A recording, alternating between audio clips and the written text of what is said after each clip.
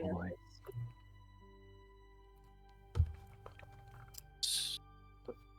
There we go. So, welcome everyone on people's various streams and my recording to the continuation of our second D&D campaign. First on my YouTube channel, because I couldn't keep up with the last ones. I'm home more now. Last we left off,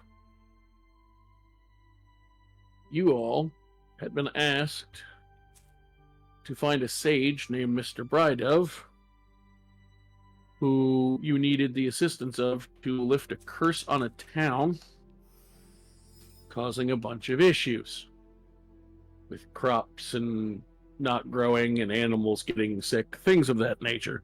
Basically bad times for a farming town. Oh yes, and you know, there was also that whole, your airship was knocked out of the sky by a red dragon. And one of you tried to jump for some ungodly reason. We're not sure why that happened. Why ever it was, it did happen. And you were recovered by a familiar to most of the players behind the character's face. And actually to all the characters, because you started in the city where this person's most famous. A now more priestly Leonide's Hairfoot helped heal, I believe it was Luca's decimated arm. Then you figured out you needed to help with this other problem. You went to the Splendor of Knowledge, quite frankly, the Candlekeep of this area, in my world,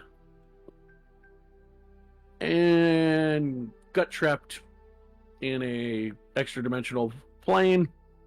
No one ever wants to see a book again. Oh, and you eventually got out. Unfortunately, you discovered when you got out that Mr. Brydove, who left ahead of you to go check in with his people after he'd been stuck in there for some time, not knowing how to get out, was killed. Yeah. Woo. Which brings us to the current issue at hand. Oh no. You no longer have a sage to help you save this place. You also discovered that the magical mansion in the wall you were stuck in, seemed to belong to some pretty high level spellcasters. Their names I forgot to get because I was trying to plan for this while half watching the videos, while doing stuff with my wife tonight and some friends. So I could only really watch the here and there to plan while on my smoke breaks. Because otherwise we were, doing stuff. So I got Brydove's name, but I can't remember the other people's. I do know the librarian that you're about to talk to start is named Inathia. But before we get to that, the immediate aftermath, which I may have kind of gone over last session. Again, I didn't get to listen to it in as much detail as I should have. But more or less, you find him dead. And a couple of the many magic users in the library quickly dispatch of the imp that he thought was just a statue, so he took it with him, and when he left it disenchanted and turned out to be a real imp that was turned into a statue, and it killed him. Oof. The imp is disposed of by the time you get out. Now you have to figure out your next move. There is not as much panic as there would be if, an imp or any kind of devil or demon, got loose in, a town. It's a magic-filled library. They just kind of dealt with it, but they are like, what the hell's happening? So after the immediate aftermath, excuse me, Inathia, the librarian, comes to you And it's like, well, looks like you guys have a few options for what I understand you were here for.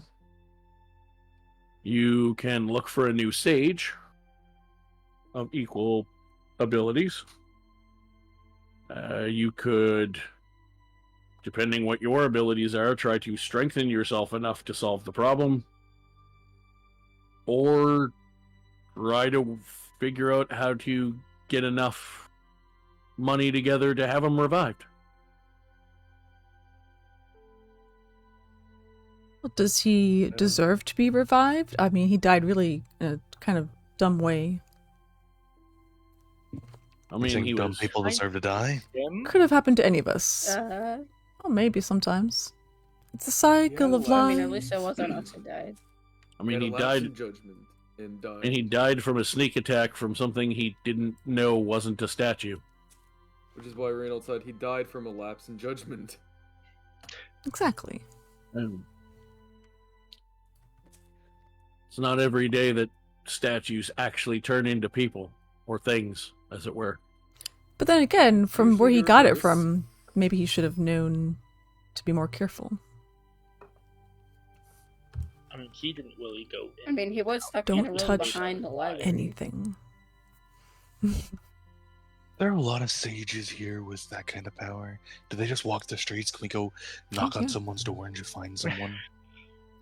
You would have to travel a fair distance. Of course. Dang it. Can we Fair fast distance, forward? I'm assuming is like a few days worth. Probably, yeah. We Doesn't skip it- time. Can you what?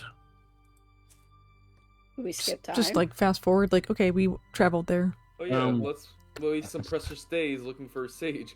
Fast travel. So, question for you, Mr. Young Wizard. Do you know the 9th level magic spell Time Stop? Or teleport, or anything that would speed No. up or slow down time? Nope. Then good luck. I Well- can help you arrange a couple of horses in a cart that might be a little faster. Might cut down from like, a 10-day to 5 days. I mean, airships. We came here on one. Is there one of there and back? You see that like we could afford that. I mean, we're not in a You hurry, might not be right? able to. Like, we're not on a time crunch, are we? I mean, the town's not gonna Kind of. like go from semi-withered to all the way withered in like a day, but livestock's gonna start dropping dead pretty soon, which is kind of their livelihood. And horses will be scarce. Be quick, but don't panic. Is what they're trying to say. I know which horse I would Yeah, eat first if I I would had say- to. Panic? That's a good way to put it, Mr. Reynolds. Yes. Also, as for the airship question, do any of you know?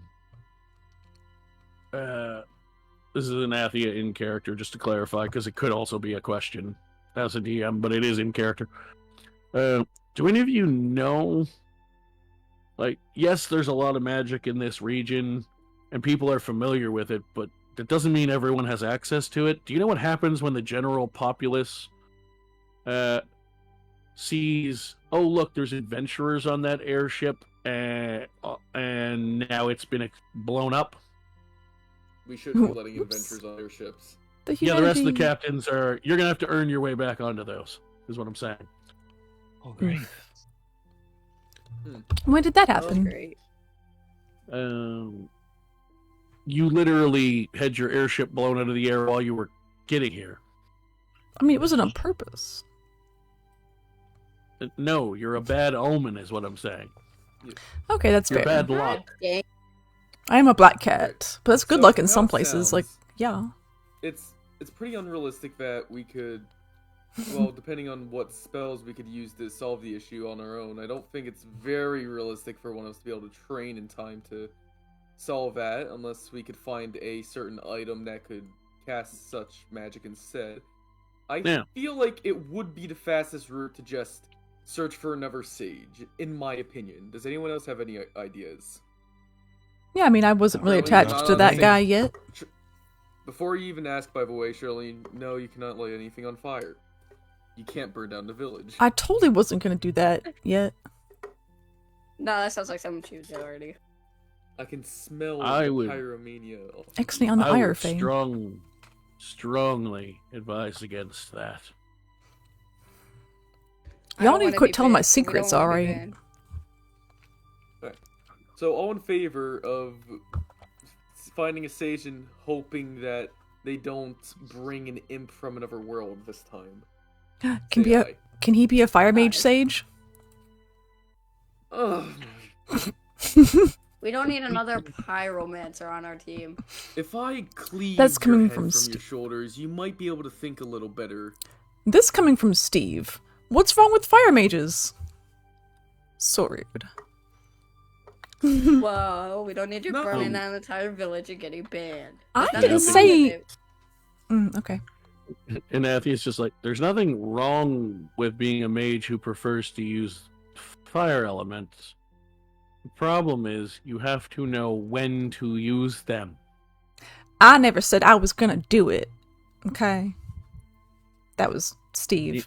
The answer to save our village is not burn it down. Yes, Steve. Gosh, so mean. I'm taking that as group consensus that we find another sage, though. Yeah, where are those horses Yeah. you were talking about? Those Yeah. those seem lovely. There- Y'all haven't eaten the there horses is yet? one- I feel it's only fair. I can get you the horses. I feel it is fair to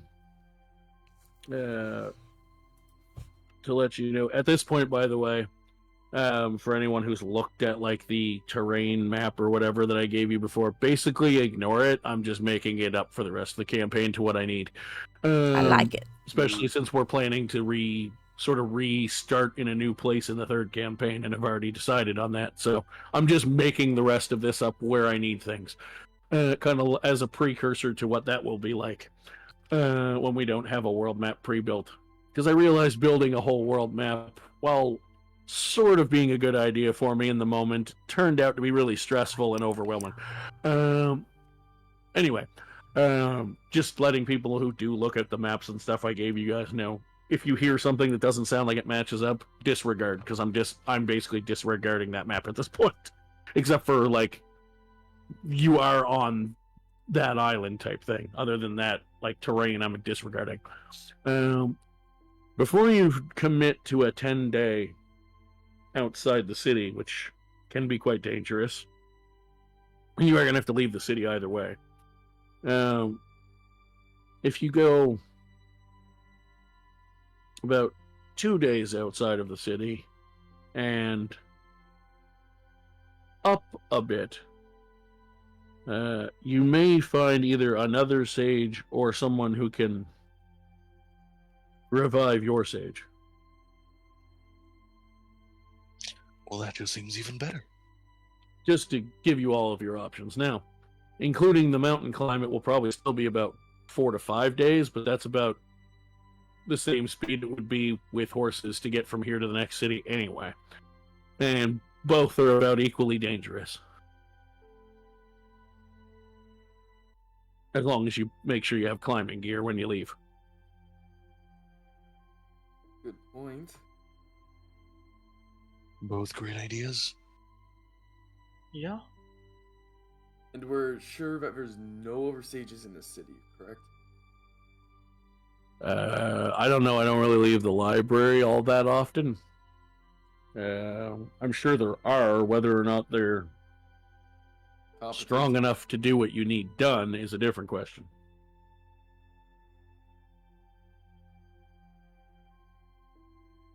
I don't mind a bit of adventure. Go see some sights. We could just keep an eye out on the way out of the city. Because it is a rather large place. I agree with this. Well, We yeah. probably should keep our eyes out. We don't know if we'll pass the stage or not. It's a very likely way. That's it. And ask everyone on the street, just to be safe, of course. Is there Don't a actually do that. That's sarcasm. is there a common point in the city where a lot of magical peoples gather? You're standing in it. Okay, that's fair. That's Well. actually fair. I mean, we This could is talk. This is both physically and building wise because giants, and also materials wise the largest magical library on the planet, as far as I know. Impressive.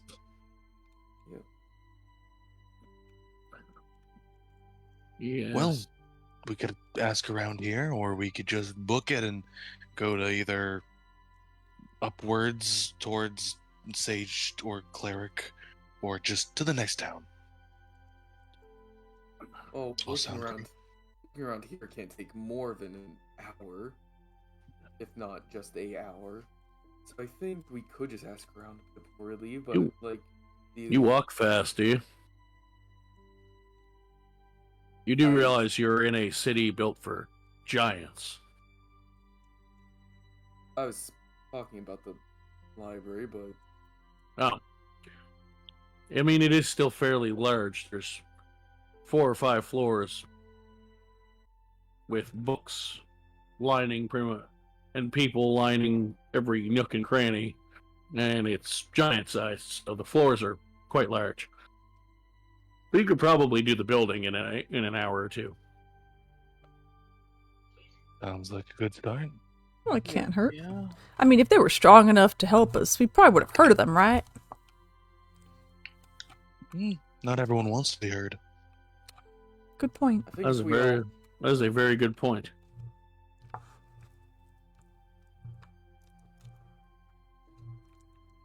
Not everyone who is skilled in any kind of, well, for your purposes, adventuring arts, essentially, fighting, druidic magic, that sort of thing.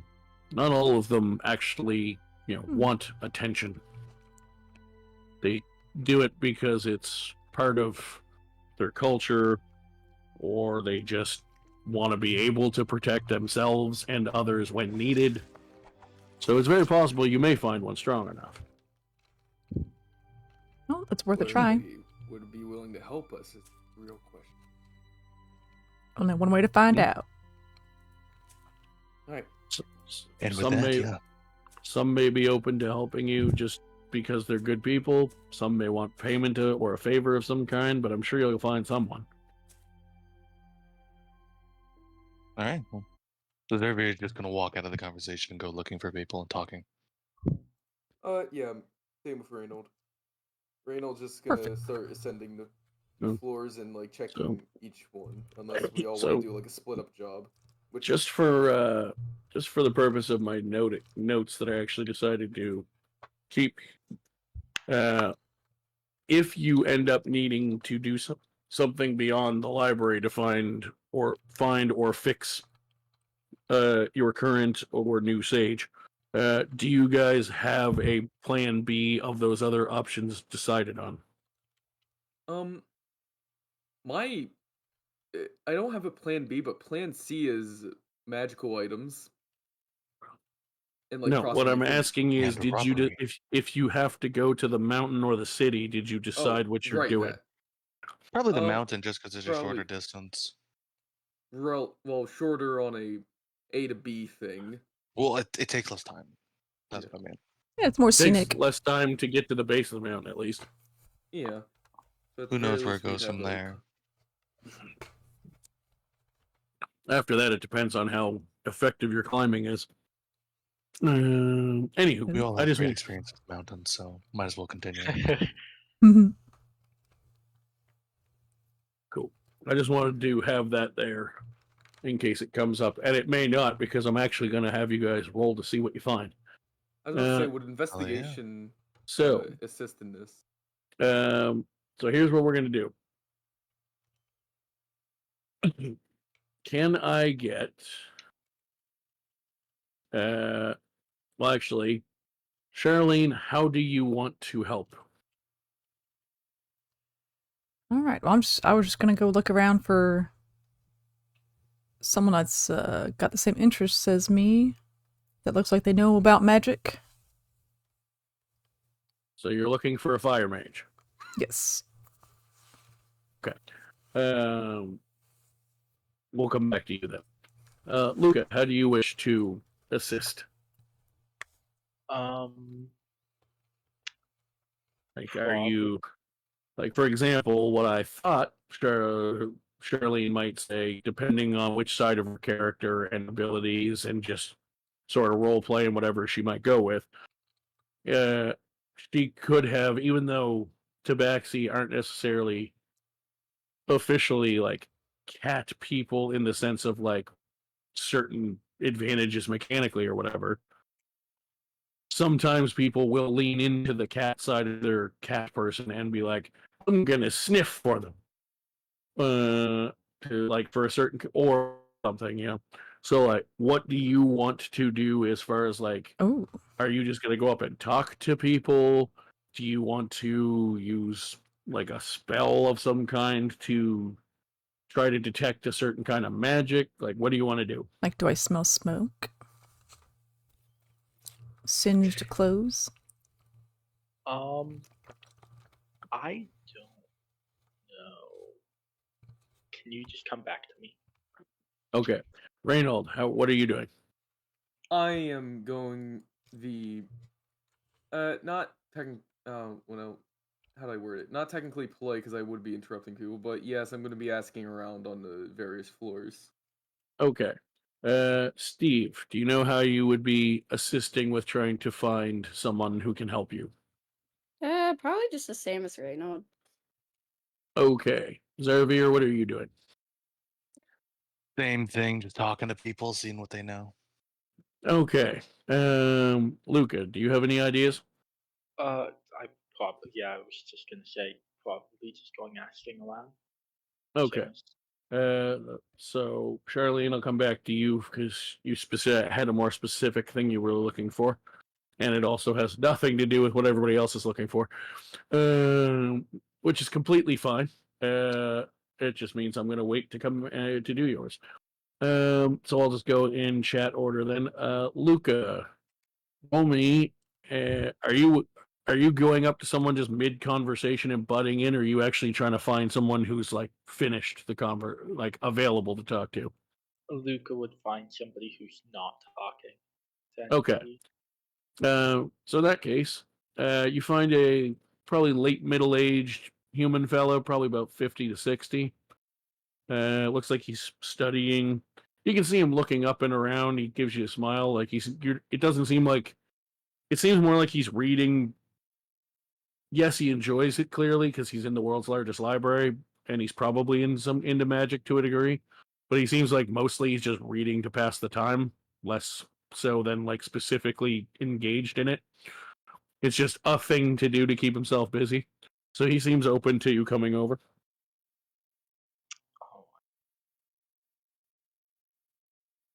Oh, hello there. You're a new one to the. I haven't seen you here before. Yeah, you could say that. You see me. You see, he's giving like squinting, but not in that like older man who's having trouble seeing. Like he's squinting, like he's thinking or trying to remember something. He's like, "Were you on the airship that crashed?" Yeah, it was Deny. unfortunate event. Black and I had purple to leave. hair. Black and purple hair. Are you the maniac that jumped off?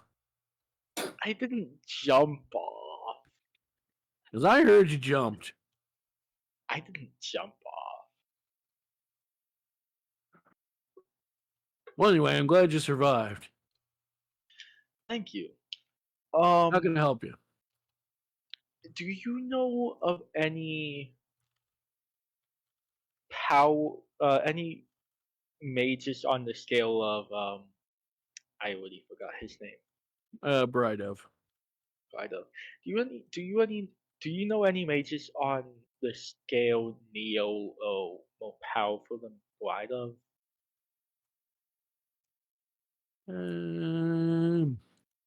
I know who you're talking about. I'm just trying to think. Um,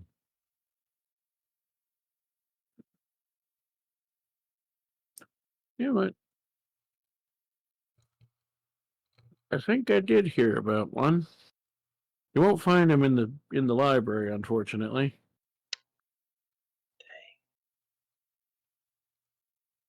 Yeah, they're in. Yeah, I'm pretty sure they hang out up in that big mountain or a couple days east of here. Alright. And other than that, closest you could get would probably be myself or someone about my level, and I'm not quite strong enough to do what they need. What sounds like you need. Mm, I mean, I'm close enough I could try, but it would be less of a guarantee it would work if I tried it. okay. Well, thank you. I'll have No to problem. talk to my team. See if... But yeah, thank you. And then No problem. Try not to jump off any more airships, would you? yeah. Got him. He just sort of chuckles and goes back to his book as you leave. I hope we like travel like across continents and people are still talking about that. It's the only thing you're known for. I agree for that. God, I hope not. Luca the Leaper. It was like our Second, Hindenburg. before we continue, just go over here to the notes section. Luca the Leaper. I love making up titles. Just going in order, other than Charlene, just going in chat order. Reynold, you're just basically 8 charismaing it up or whatever the hell your charisma is. Yeah. Um, Oh wait, I have a charisma of 10. Okay, so what I'm hearing is you have no tact and you're butting into a conversation. You will be charismaing nobody. Not with a 10. I mean, it's possible with a 10, but with a 10, I'm not assuming anything. I'm asking how would Reynold handle it? Like, with a 10 in charisma, he's not very social. With what he's gone through, he's probably not the best of proper social etiquette when it comes to, like, big debates and that. So if he sees someone talking, he's not going to immediately assume it's a debate. Oh, I mean, it doesn't sound like you see a couple of what you assume are wizardy types talking. They don't seem to be like arguing, they're just discussing, having a chat. That said, they are mid-conversation. He would probably walk up to one of the groups and just politely interject and say, "Mind if I butt in?" So you see two folks, a elven man talking to a dwarf fellow. The elven man doesn't judge you exactly, but he's just kind of quiet. Like maybe he doesn't talk much to people he doesn't already know, and has an excuse to talk to. The dwarf, on the other hand, like, hi, what do you want? I was wondering if you were aware of any sages about the same strength of... Oh, I forgot their name too. Like, I hear you say it, and it's just like, was it Brydove. great? Brydove. Thanks. Brydove. Aye. What you want them for? There is a village in great need of magical services, and it only has a few days until it might reach some sort of dreadful end. Ah. Well then. You'll be wanting to head up that mountain over there. Great. I mean, you might find someone here, but if there's someone here that strong enough for that, I've never encountered them. I see. Thank you for your wisdom. No problem. Also, one more thing, Tin Man. Excuse me? Don't interrupt the adults next time.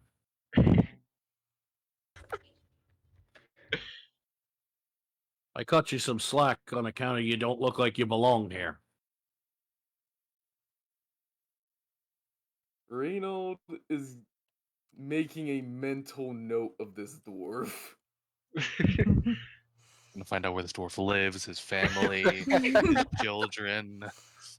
Yeah, He's let me, really track. Do you? Obviously, you're not saying this out loud, but are you like doing any kind of gesture, like eyeing him up or anything that is like apparent you're looking at him funny? A little bit. I'm hoping the helmet kind of helps in them it not noticing as much, but at the same time, it's like, yeah, I'm remembering this one. So you roll me a. He's on the petty grudge list. Are we gonna fight? It's not a perfect one for. Oh, there's not gonna be a fight. Unless it would in a big major hub city that I set up for you guys to be able to come rest in and stuff. I might do a fight, but it would be like last time where it was like you pretty much know you're fighting something when you get there. Yeah. Major cities, I typically don't fuck around with unless it is like a big high point of the story. That said, roll the closest thing I can think of for this is roll me a deception check. Mm-hmm. Oh my, those. Where's this? Oh, there it is. +0. I love those.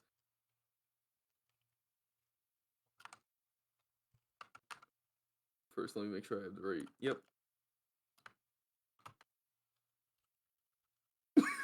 Oh, jeez. Well, with that kind of rolling, you might break out in a fight. So you don't realize it right away, but after 5 or 10 seconds, you realize you stopped dead when he said that, and clearly are like looking him up and down without even really realizing it. Oops. And he just looks at you and goes, "Try it. I dare ya." Fight! Oh, not today. Maybe, I don't know, some other week. I say with a slight jest in my tone, but also saying, yeah, I did take a bit of offense to your words. And he just shakes his head and looks at the door or the elf and just mutters something in a language you probably don't speak. Yeah, probably don't. I'm gonna. What do you speak? Oh, just common Draconic and Infernal. Yeah, no. Because you know Infernal, I'd say you sort of slightly know it in the sense that it it has very loose, it's probably also from the Hells or Underdark or some awful place. But it does not sound like Infernal. It just sort of like French and Spanish have some words that are kind of close. Because they all started in Europe based off of ancient languages. Yeah, the so Latin there's base. Latin is what I was looking for. But so they're all kind of Latin based, but then they split into their own variations. It's kind of like that, where it's there's some syllables and maybe even a word or two you can kind of make out, but it's definitely a very different language. What language you're referencing? Abyssal. Oh, Yeah, that's okay. Yeah, I was thinking I this is assumed. Abyssal. I just didn't want to say it because I didn't I want wish to I meta. was there. Honestly. We've probably heard of it. Steve, would you like to approach someone as well? Probably not. Steve is scared. Steve's just gonna join a reading circle because he's a wizard. Sounds He's gonna about see a right. snack stand and just get totally sidetracked. Zaravir. Yeah, I mean he's know researching. You definitely wanted to contribute. Of course, I'm a charisma guy. I have to contribute. Zavir's gonna find the biggest group of people, or at least the most intelligent group of people he sees, and just try to insert himself into the conversation. And he's gonna try to do it as politely as possible. Just So you see sort of like a semicircle of people sitting at a like a big round table. They seem to all be sitting on the same side. And seem to be jawing back and forth with each other. Oh, they're actually kind of all around the table. It's sort of like a conference table. And then you see something weird. The head of the table stands up. The person to his right stands up. And she just looks up at this much taller individual as this human, or humanoid anyway. You're still like 30, 40 feet away. It's hard to tell if it's a human, an elf. Definitely the taller, slender end of medium-sized. Looks up at what you can now see is probably... roll me a history check. history. Just to get a couple rolls in, since we're doing a pretty good amount of actual just role-playing tonight. Get a couple dice rolls in there. Hey, not bad. 16's plenty. It is a cloud giant. The biggest, as far as I know, of giants. Certainly in most sort of giant realms in other like official D&D books, they tend to be the most potent ones. You know, the ones at the top of the ordinance in like the Forgotten Realms giants. If memory serves. Either cloud giants, storm giants, something like that. I forget what they're exact. I think it's them anyway. They're surely one of the bigger ones. And she just looks up at him, and you can hear it. Like, she's not yelling, but it's, you know, kind of an echoey stone chamber. So then she's not trying to be quiet. She just, for some reason, looks up at him and goes, sticks her hands up and, like, flicks them. Not snaps, but, like, open and closes her hand. Almost like if you were making the motion of, like, talking with your hand. But sort of like a little kid would do to say I want something, and just holds her hands up and just goes, uppies. And the cloud giant sort of chuckles and just goes, and just lets out a big okay. And just grabs her by the scruff of the neck, like on her clothes, like not like between his like fingers, and just hoists her up on his shoulder. And then she proceeds to let me double check something actually, so because one part of this is going to sort of involve D&D actual mechanical spell related stuff, so I want to make sure I do this right. That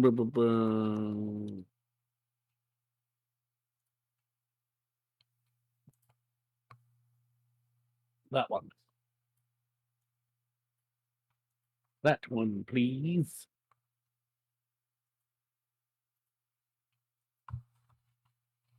And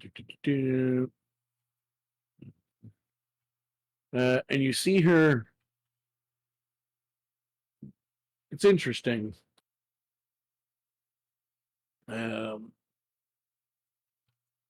You've seen this before.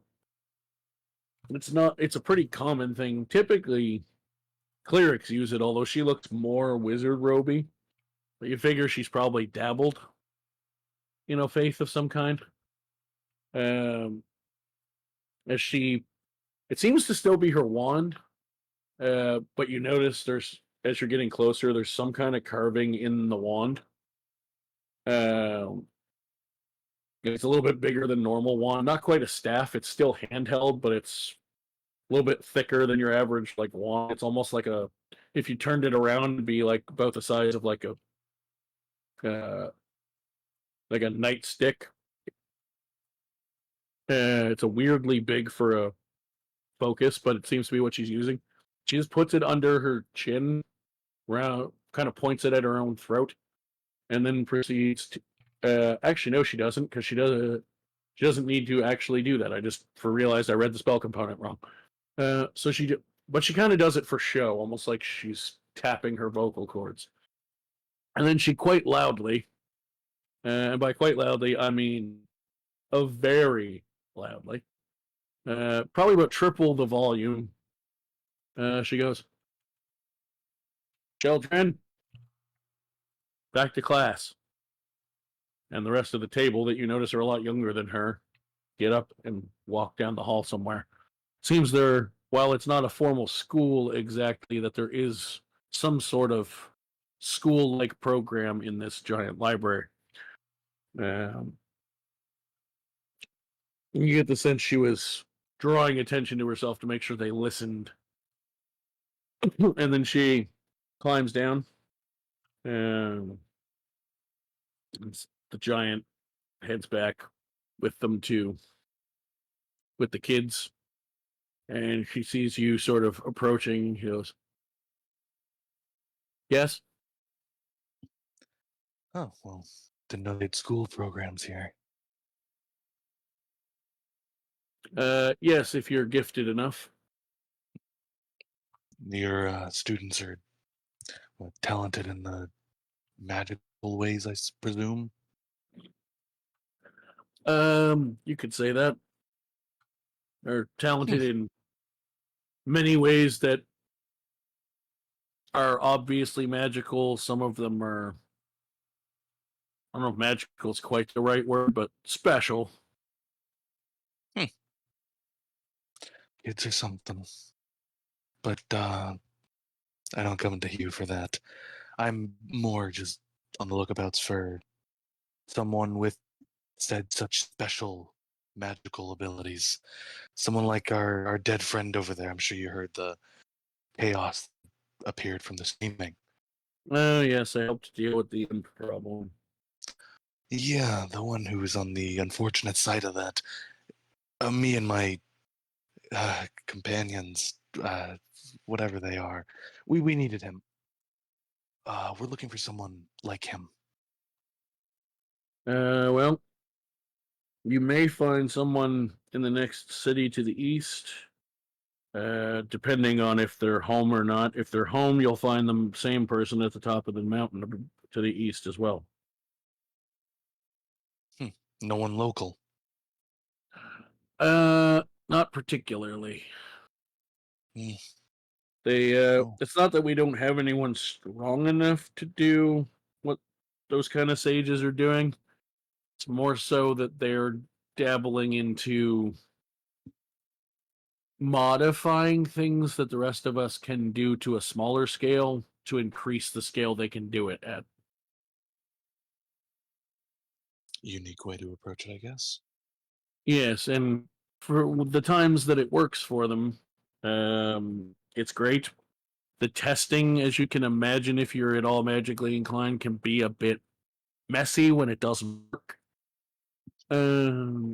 Depending what they're trying to expand. So that's why they tend to live in places like the top of a mountain where there's, plateaus that they can have lots of open air to try things without too much risk of anything major happening. Makes sense. In that case, do you know of any faster travel there? Anyone with maybe enough coin could get us there magically? I can see what I can do. Stay in town for the night. I assume you're planning to stay at the Triad. Is that where we're staying? I don't actually remember. I don't remember if you ever technically decided because you weren't expecting to be stuck in that other house for that long. Technically, now that you know the code words to get both in and out, you could also just stay in the house in the wall. It seems to be permanent. Well, that place creeps Servier out. I don't think he'd want to. But otherwise, if you're looking to stay more on the physical plane, the Triad seems to be the main inn in town. There are some other smaller ones that have opened as more people of different sizes, giant and otherwise, moved in, but that's certainly the most famous one. Well, yes, yeah, that's where we'll be staying. I'm sure we'll be there in the morning if you can find anything. Excellent. I will come see you in the morning then. One last thing. Hmm? This is a fairly magical city. Do any of you... I'm sure there's artifacts all over the place. Anyone know a way to track some of those artifacts if someone's looking for something? Possibly. What are you looking for? That's an interesting... Zarvir would pull out from his little bag this book. It's mostly empty, except for a few pages, and he'll rip out one of the pages, and it'll be a picture of this weirdly almost dice-shaped artifact. That it's very roughly drawn. Zarvir's no artist, but he'll just hand that to her. She looks at it rather intensely for a moment, and then goes, I know of a couple of them in existence. Do you know of where? Or where I could start? The last time I heard of one coming up was about 25 years ago. Someone claimed to have found it, and they claimed they were going to do research on it, and then it disappeared. You know their name? You just sort of see her. Let me ask. Let me ask a sort of question to keep some things close to one or both of our chests without giving away too much to the other players until you want them to know. Would we consider this something on the, with our sort of tweaks to the roleplay elements of your character's mechanics, shall we say? Do you think this is something, if it was related directly to him, that he would remember? What, I'm sorry. What do you mean? We said, I told you I was going to let you have more memories than a normal reborn for story reasons. Yeah, Does yeah, he yeah. remember his research? Oh, Does he remember why he's looking for this thing, is what I'm asking. he probably the only thing he remembers is that whole day. That whole everything went to shit. He tried to fix shit. Everything went to more shit. So he He does probably remember. remembers So he that does day. remember that day. Yeah, though, I mean, Zarvir's old. He's not 20. It wasn't 25 years ago. That was hundreds of years ago. That's why I asked what your age was. Well, yeah, I told you my You age. said 40. Oh, you mean currently? Oh, that's very different of a number. Yeah, when I the think you're talking about research was before in all of play. that. Yeah. Oh. So here's the thing. During the research, he was around 40. Now he's old. Well, here's the funny thing. Sometimes that stuff changes. Oh, I see.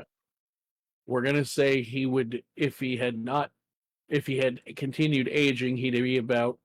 You said 40 for the research. He'd be about 70 right now. Okay.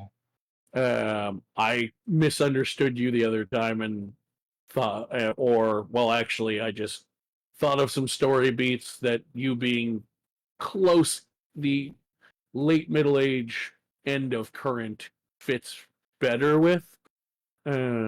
Still old, but not as ancient old as we were first just thinking about. Gotcha. So for the purposes of this, we're going to go with mechanically you're about 70 now, although you don't age anymore. Gotcha. Cool. That works. Thank you. And the reason for that, I thought that you seemed more confused. I forgot we had said you were originally just thought we're planning for you to be way older, but then I'm like, that doesn't work for what I've. Your age isn't crucially important to your story, and It's a nice as little long as flavor it's bit. and it's better if you're on the old end of still present day living, because there's elements I want to put in from my end that work better that way. But you're still old. You're close. I'd say if you did the research at 40, yeah, you'd be about 70 now. Yeah, more close to it if you were in your 40s. Cool. Okay.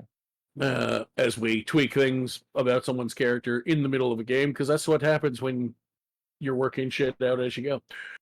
And you have players that are open to that. Perfect.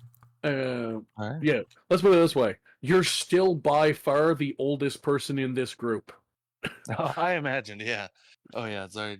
Xavier is definitely still the older one, though he might not look it. Which is more so what we seem to care about with what we were discussing as far as your plans for the character concept. As long as you were significantly older than the rest of them. But yeah, she basically looks at you and goes, when she says what she said about the research, you know she's talking about you. Gotcha. Okay. You were the last person, or at least your group was the last person known to have had one of these in their possession. Well, you've not heard of it anywhere else? I've heard that there might be more than one in existence. I have not heard of one or more of them since then, no. Well, thank you, I suppose. If you hear anything, send for me, I suppose. It's the most important thing that I find that it's more important than most of us can imagine. It certainly seems to be very important to you, yes. Yes, it has. With that, Xavier would very politely just walk away. Excellent. She didn't give a name, and neither did you in our talking. We'll just assume they eventually did, so that you would have a way to find each other. I just we were far enough into the conversation, I didn't bother doubling back for it.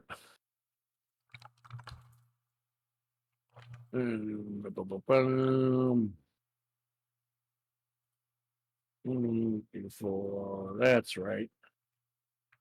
I know what I'm looking for now. Yes.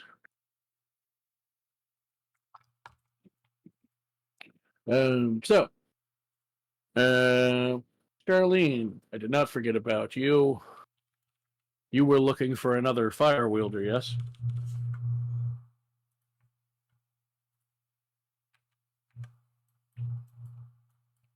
I think Charlene may have passed away. Oh yeah, I'm It still was a really tedious search. watching for them. Give me a perception check. All right. Let's see. Are we doing slash roll on this one or exclamation mark? I just usually do exclamation C, but that's just me. We're just rolling it in Discord. Okay, cool. Eventually, I'll decide if I'm going to keep Oh, using Owlbear or what I'm going to do for battle maps. But right now, we don't need a battle map anyway because no one's fighting. I put in the wrong She channel. rolled- It's 18. Yeah, she put it in. 18. After about 2 or 3 minutes of kind of sniffing and looking around, your nose is pretty attuned, not even just your cat side, but literally just your pyromancer side. Is pretty attuned to sniffing out flames. And you sense that there is someone. You find a big set of stairs that seem to go down multiple floors, and you figure somewhere down there is what you're looking for. All right, I'm going straight to it. So you're on about the 4th floor at this point. You go down all the way past the main floor, actually, and this is one of the sets of stairs that actually goes down to the basement. Or in a house-sized building, it would be a basement. It's an basement floor, basically. And sure enough, You see what looks like a big, pretty open area. It looks like this is probably where like students and other magic users try magic of a level that's safe to do indoors for the first time. A testing ground, as it were. And you see somebody who seems to be flinging some small, like fist-sized bolts of fire at a target. And then you see him point his right hand at over to his right side, about 50, 60 feet in this giant, like 200-foot wide space. And there's about 7 or 8 targets in a 30 or 40-foot circle, and he just blows them all up with a fireball. Oh, that sounds amazing, actually. I want in on that. Shoot. Do you say that out loud? Yes. So the person turns to you, and when they turn, you see their face is burned on the left-hand side. They had the right side facing towards you, but it does not look like a burn of flame. It looks like probably a chemical or acid burn of some kind. That's not as cool. Accidents happen. Other than that, they're still recognizable to you.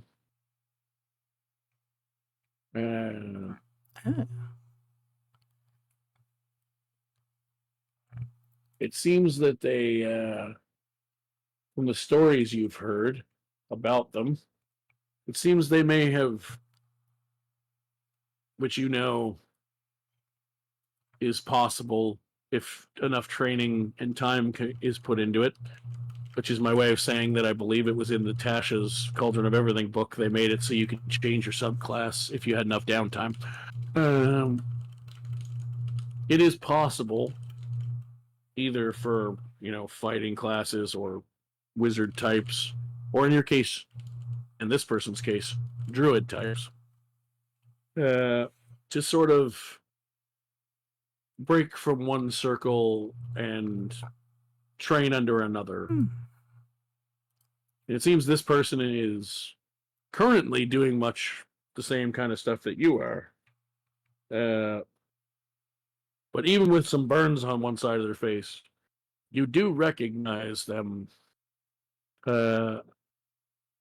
And you know that's not what they used to do. They used to be of a different circle. They seem to have taken the time to refocus their druidic abilities. But aside from the burn on the left side half of the face, they look like this, more added to that. Ooh. Hold on. Yes. And they just sort of look over at you and they're like, hello. Oh, that's so cool. I've heard stories about you. I like your style. You see him pause for a second, Rope. and not so much at your words, like yes at your words, but not like he's surprised to be recognized. I mean, he's not surprised. It's almost like he thinks he recognizes you. He's just like, and you see him kind of shake it off. He's like, can't be. Hello, I'm Robo. Pleased to meet you. Meowdy, how you doing? I'm feeling I'm feeling I'm having a bit of deja vu. Some deja vu? Yes, you look an awful lot like someone that I used to see a lot. Oh yeah, there are some interest in black cats around. I'm their biggest fan. I guess that would be Reyna. Ah, She'd be famous, yes, right? yes, it would. Yes, it would indeed. Yeah. You don't give off the same kind of vibes, though. Oh, What yeah. is your name, dear?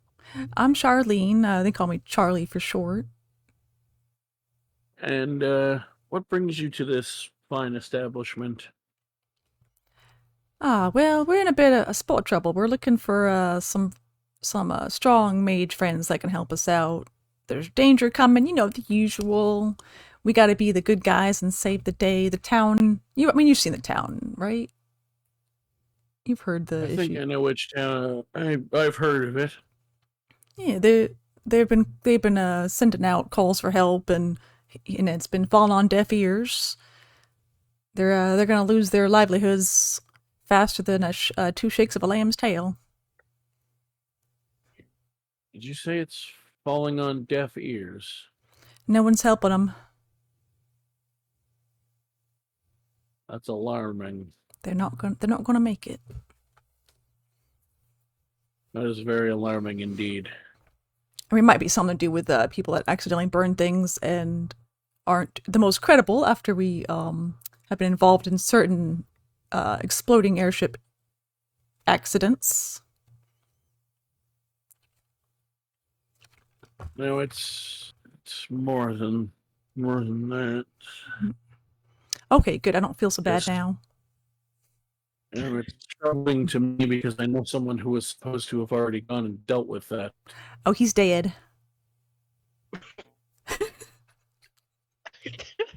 Well, if he's dead, we're in a lot bigger trouble than I thought. I mean, it wasn't related. It was kind of a freak accident. The place he'd like to stay was a bit dangerous, and he took a little souvenir that happened to not be so inert, and that's what got him. One of those impish things. You know how it is. These things happen. Who are you talking about? Wasn't that the guy that died? Our Brydove guy? Brydove is capable of that, but that's not who I was talking about. Well, Charlene's confused. I was. I don't like this. Give me 15 minutes to have a nap and look at my spell list. Wow, wait, is Robo... Wow, I swear I just heard Robo's voice. That's exactly what he would say. Fantastic. No.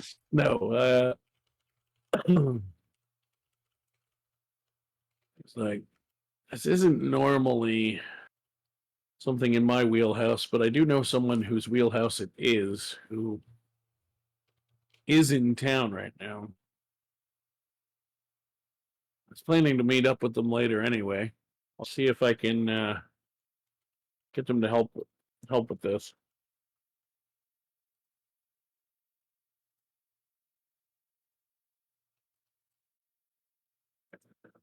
For now, take this and allow us to keep in touch. And the gnome shuffles over and pops a redstone in your hand.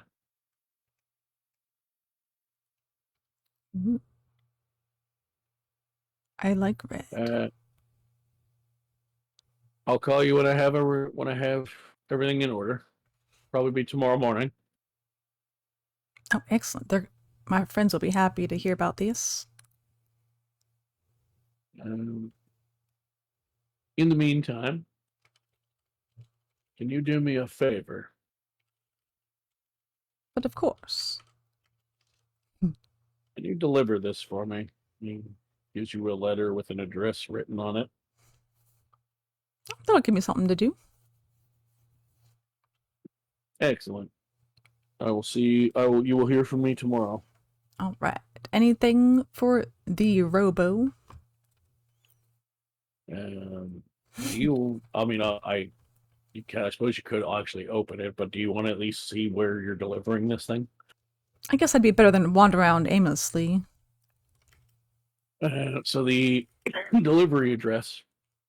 I'm not going to bother spelling out the street address. It's not important. But you know the location that it's going to. You've been there already. The name on the delivery address is Brother Leonidas Harefoot. Oh, well, that's easy.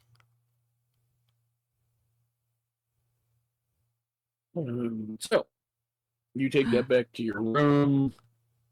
For the purposes of this, unless you guys really want to do 5 minutes of telling each other what you just, as players, heard was going on, we can just say you filled each other in when you came back.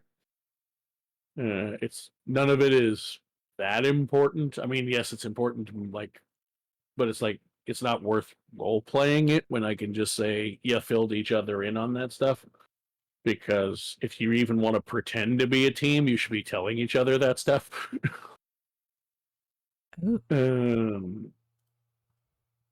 If there's anything that you, for some reason, don't want included, let me know. But otherwise, I'm going to assume all the important as a group stuff you at least share with each other. I'm an open book. Like the stuff that, to succeed as a team, you should probably know is what I'm getting at. Like locations and names and things of that nature. Hiding anything. So, as everyone parts at the inn and goes to your respective rooms for the night,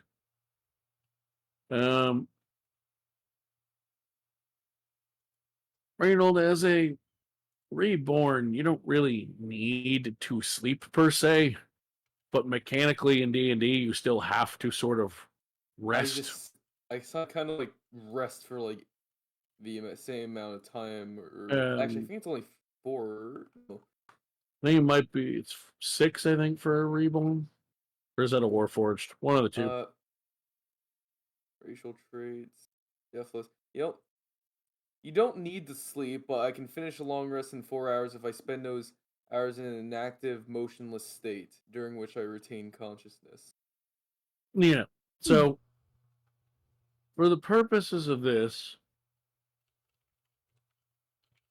whether you're conscious for it or not doesn't matter, as long as you're by yourself in the place you're going to rest, essentially.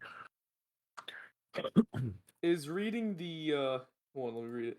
The Book of Martial Techniques on a Chain constitute still enough for a long rest?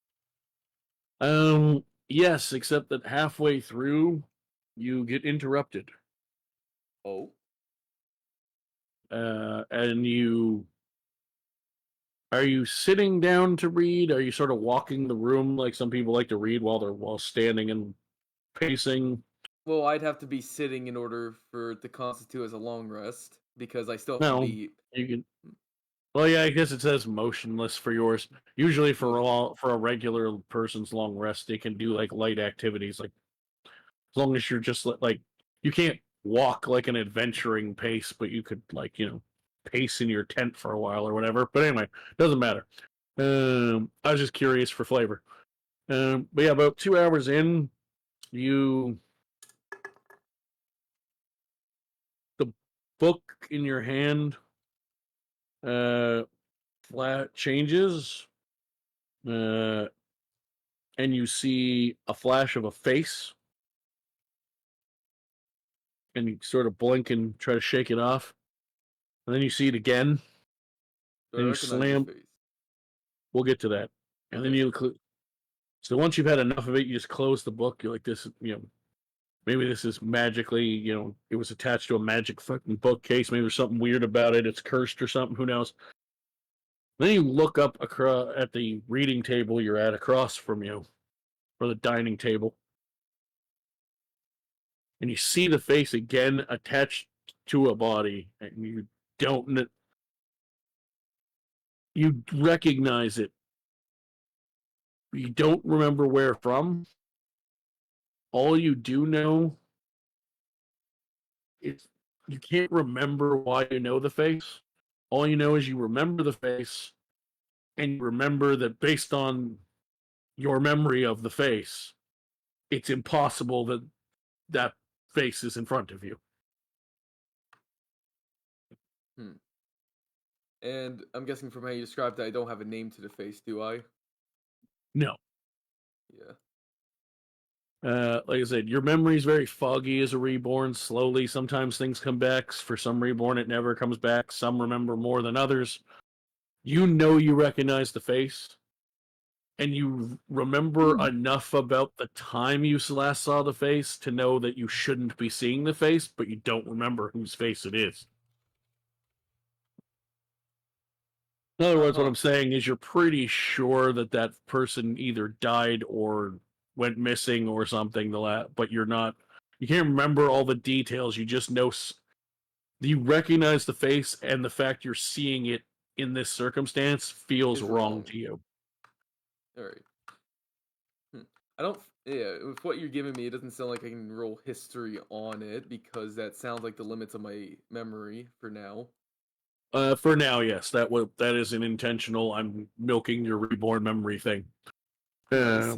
Can I ask, just as like a player who's curious, what is? Can you give us a description of the face? Like their species? I don't know. What else? What else is important about a face? They have scars. I can.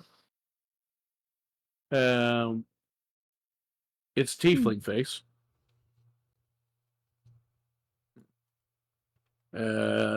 Details are hard to make out. It's more of a shape of a face. You just remember, like, it's almost like a shadow. But you haven't, until you met Zarvir for these new adventures, you haven't met that many tieflings in any of the past lives of yourself that you can remember from any of the times you've been awake.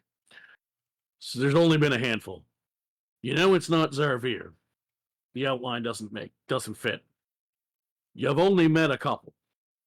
So you're pretty sure, even though you can't put a face to the name, or even a full face, that you should know who this is. Yeah, that makes sense.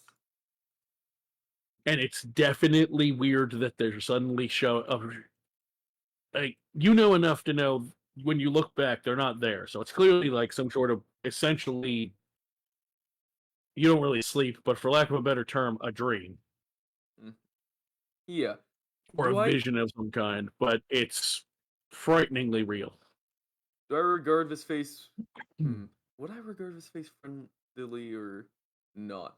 Given that I don't know the true... Like, what's the... my lord, I can't think of words tonight. The alignment of this face, I am gonna start reaching for my executioner's sword, like, is this thing gonna attack? No, on the contrary, you get an overwhelming feeling of guilt, like maybe it's someone you previously attacked. I'm gonna reach out to them if possible, like, just kind of, like, see if I can touch them. Are they physical, tangible, or is this some sort of trip? It doesn't seem that they're tangible, but when you look away and look back, they do reappear, and you notice that the eyes are not real, but like,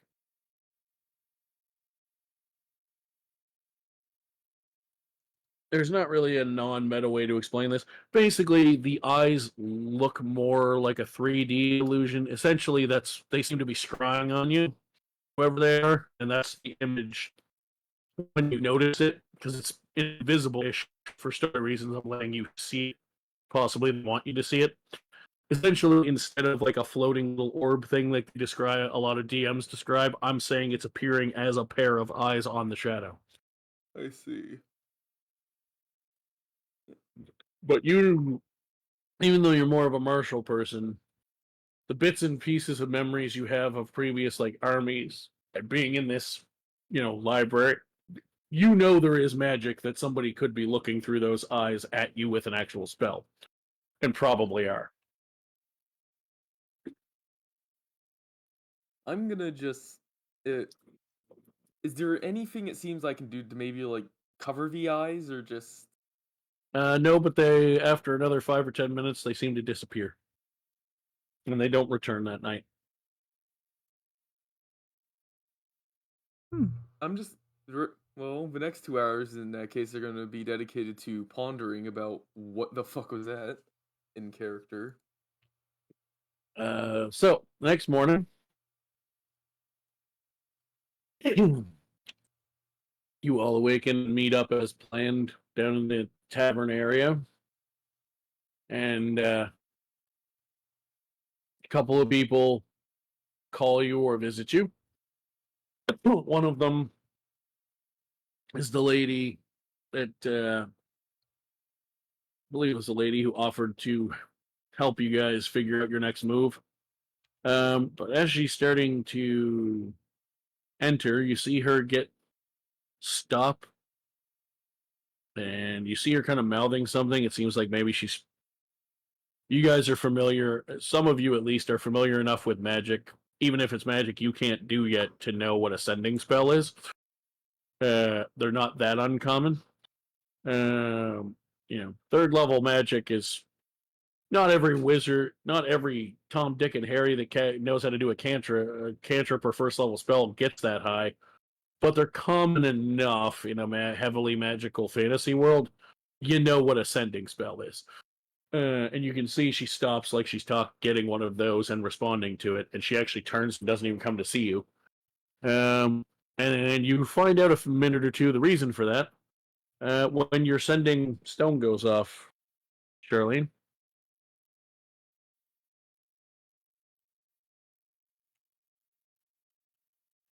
I'm gonna have to answer that. Did I tell everyone else about it already? Oh yeah, I assumed anything important like that you would have. Oh yeah, so they knew. I'd start going. Do I know where to go? Or do I just answer it like a phone? Oh yeah, you just sort of basically put it to your ear like a phone is the way I always envision it for an easy real world example. Talk into it. What's the skinny? She's on her way. She'll be there in 5. Oh, I better get my pants on then. I would hope you have pants on. You're in the tavern right now. Well, things happen, you drink too much. Yeah, but you weren't in the tavern when you fell asleep. So you're drinking at like 8 in the morning? Don't you? You know what? To each their own. You right? know, maybe I'm just missing out on that. Yeah, look where we live. I mean, yeah. A few minutes later,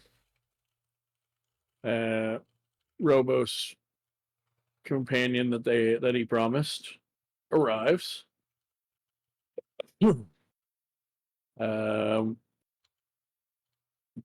They look absolutely head to toe pristine. And just you can't imagine, even you, Steve, who's a wizard and knows that there are wizards and a couple of other magic users who can magically clean clothes, cannot imagine clothes ever being this clean looking. Oh, wow. Jesus. They are just, it's almost like there's an aura of like, there's a like, that whether you know it or not, you know that wizards and a couple other arcane casters can do what's called prestidigitation, where you can just snap dirt off of things and magically basically make it look like new. This doesn't look like brand new clothes. It literally almost looks like there's some kind of aura of magic preventing the clothes getting dirty. It's weird.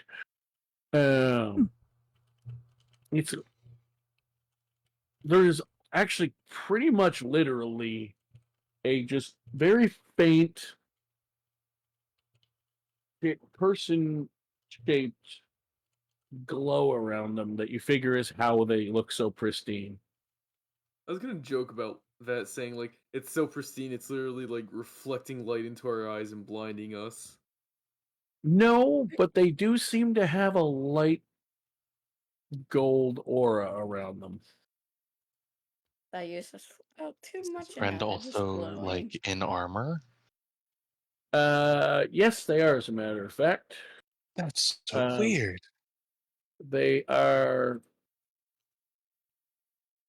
Let me see what they are adorned in. Probably some like big chunky metal. I don't remember. I have to look. You. I mean, clearly they're wearing like bright white robes as well, but what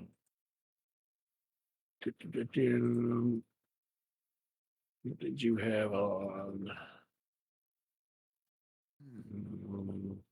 Okay, they did. So yeah, they're wearing spectacularly shiny silver and gold plate armor.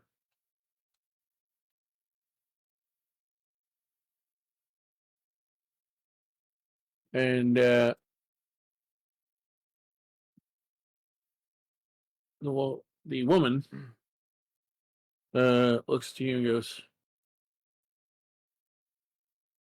"Are you Charlene?" You got me. It seems I have found the right group then. Wow, you're shiny. And that, after I post the image that goes with the person, is where we will take our break. Knew it. Pretty I knew lady. it. I was calling it from the start. As soon Yes. as it's clean, it's like it's Maya. It's Maya. So we're going to take our mid-session break. For those of you watching this back on my YouTube, where I'm planning to split it into approximately 1 hour shorter episodes, we will see you for the next episode. And for the rest of you who are streaming or just playing in the game with me, I'll see you in about 10 minutes. Excellent. Oh, yeah. Everyone's so beautiful. Yeah, bro, everyone from last I'm campaign's doing great. Yeah, I'm getting a lot Yeah. in the. I'm getting, for a very specific reason, I'm getting a lot of nostalgia out of the way early, so that these people are in place, so that you can all then go, let's go to so and so for this thing, and they can find a reason to tell you no and make you earn it. Aww.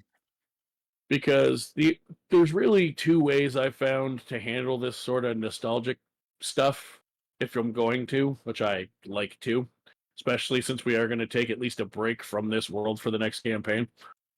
I can either do it slowly and have them come to you to help you with something in the moment you need it,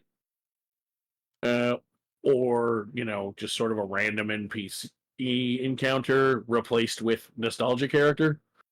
Or I can dump it all now, and then that way you have these allies, but you still don't know them that well, so some bigger things, especially if it's more for your gain than other people's, they're adventurers, they understand you're going to want to make a living doing this, it's dangerous. But maybe if you're like, hey Robo, can you fireball the crap out of that camp of bandits, he might be like, no, I think you guys can handle that one yourself. You're doing that for money. You're not doing that for the good of anyone else. If you need to fight something big, strong, and need a little backup, maybe I can help. That type of thing.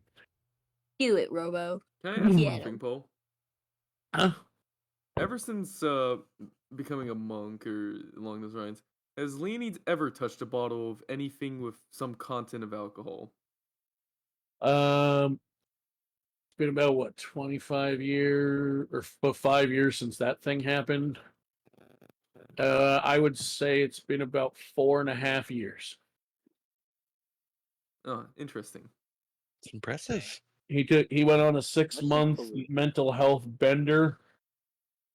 Realized that wasn't helping, and between a couple of powerful forces that owed you guys your old group a favor or two, sort of converted to cleric instead of warlock, Jimmy was sort of like,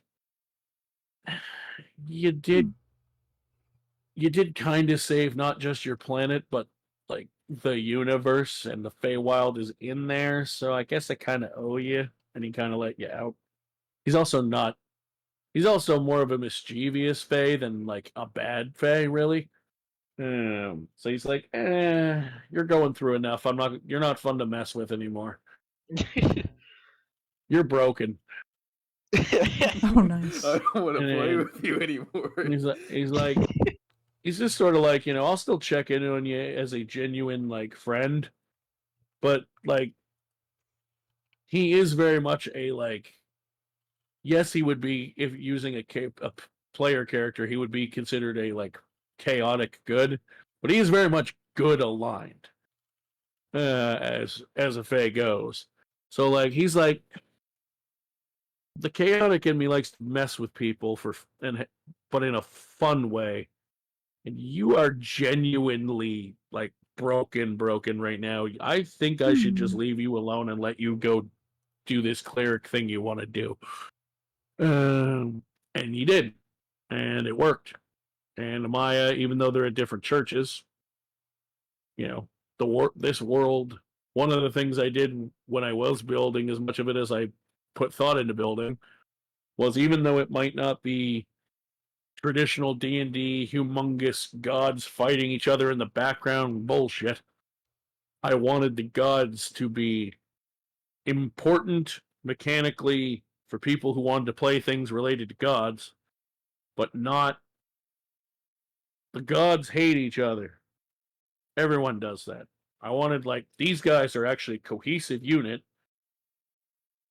who work as a team because their specialty of what they, maybe they were at one point mortal who ascended, whatever it was, who, unless you want to learn the specific backstories, I have written some for a few of them, if you find them. But basically, it was like, however they got their godly powers, this person is more inclined to giving life.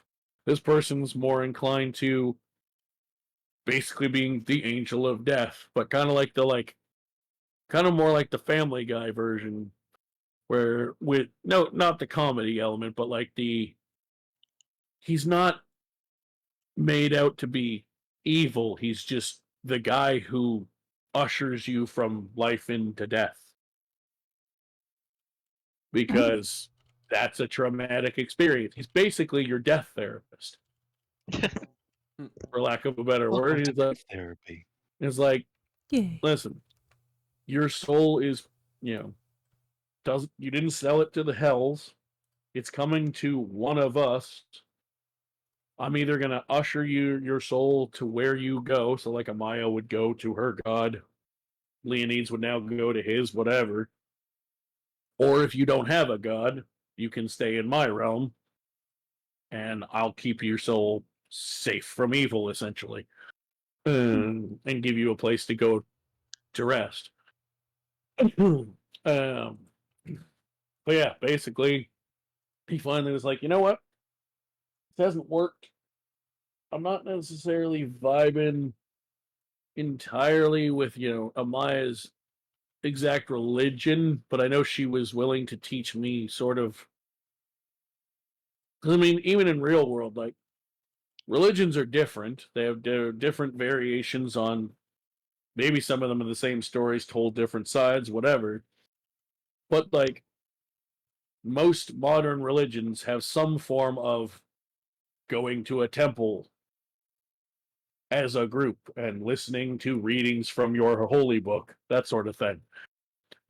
So she kind of guided him through that part, and then the brothers and sisters in his specific religion taught him what he needed to know, and gradually he was like, I feel better. I haven't forgotten it, but I can function. So he stayed there. Good for him. And on that note, before I waste any more However, between session times, I'm going to,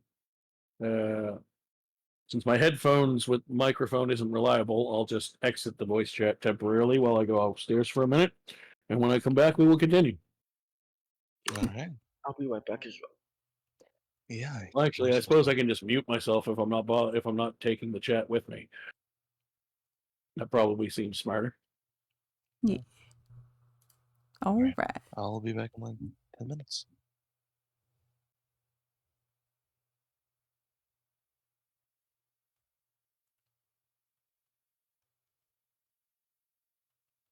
Very cool.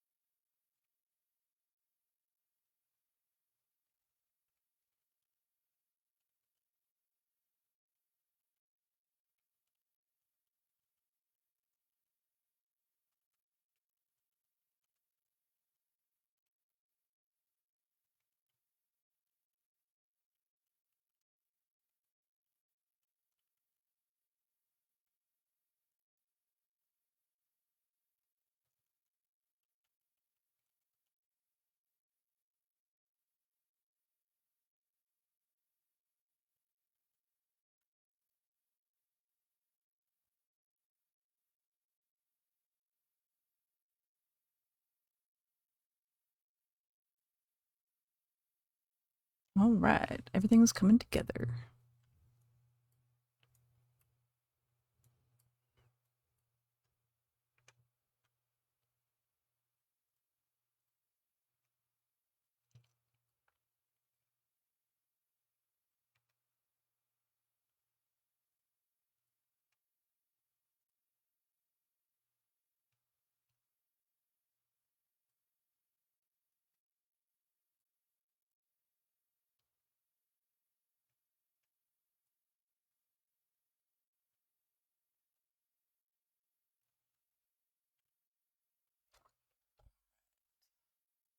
Looks like they're going to take their time marching away in shame. The March of Fame. The March of Shame. We got ants. Do you want ants? That's how you get ants. Oh, we got some soldiers ready.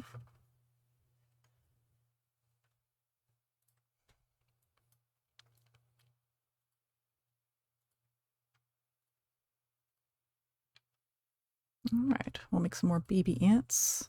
We can always upgrade them later if we need to. No harm, no foul. They'll be multi-purpose. Yeah, we got a lot of training speed ups, so it should be easy.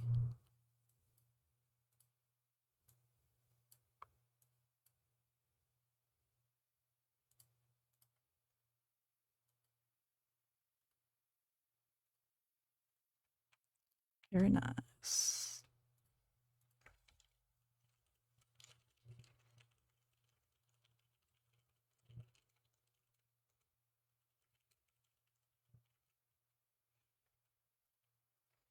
Two birds with one stone. Swainstone.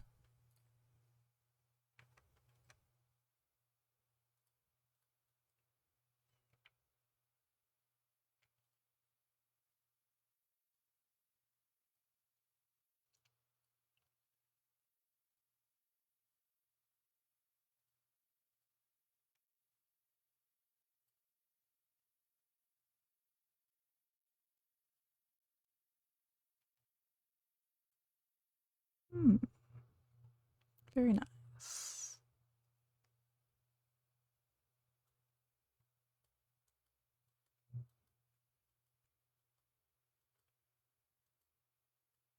In the world? I don't think we have to worry about those guys.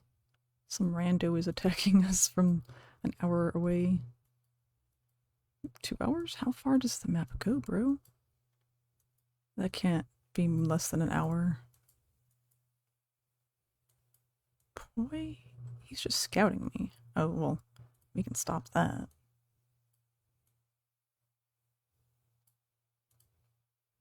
Where's the anti-scouting?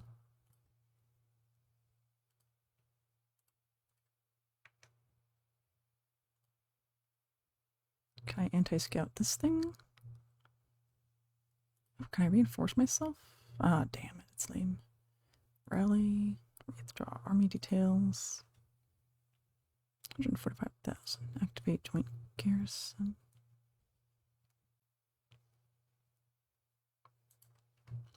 I don't even know if that's worth it. I don't really understand that part.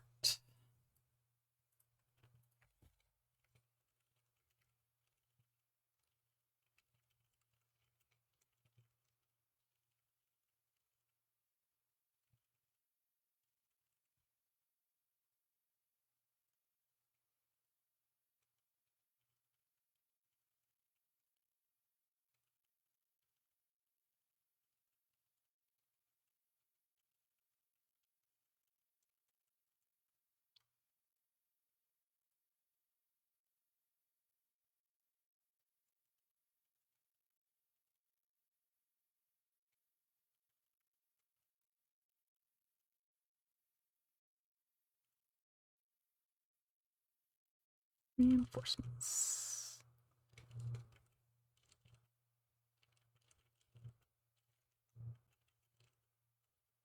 In the dirt.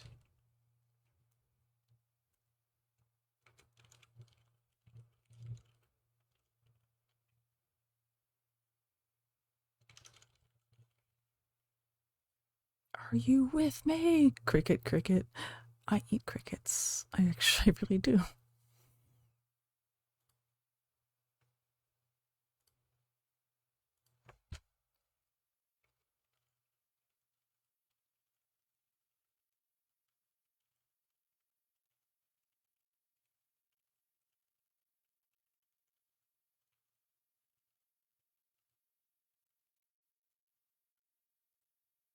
The good stuff. I hope they do. They're supposed to. Oh, I know Big Pick will.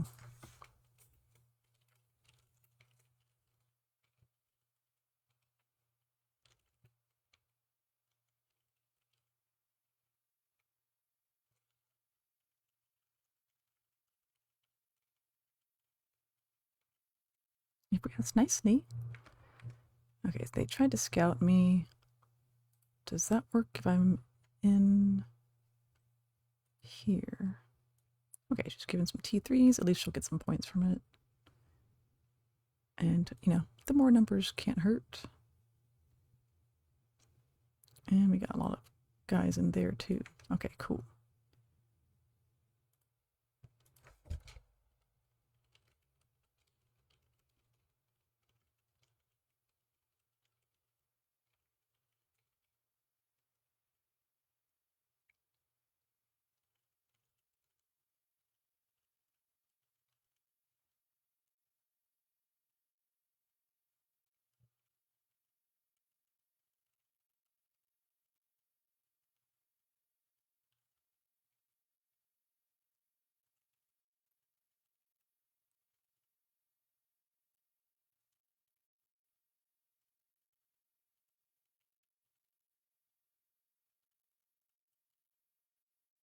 Okay, so if we lose enough baby ants and fill up the healing pool, we can use the secondary pool to heal for free.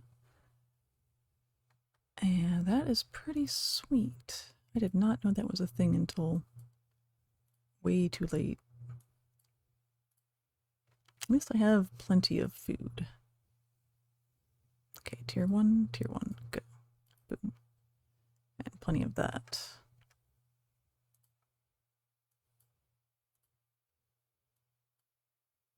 Oh, I need to lock it. There we go. Yes, yes. Tier 1, go. And these guys. Tier 1s. I can almost make 1,000 at a time.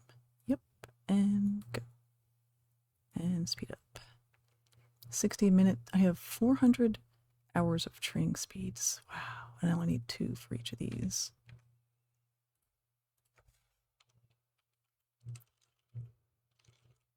Or training speed ups left. Damn. Damn, this event is nice. Very worth it.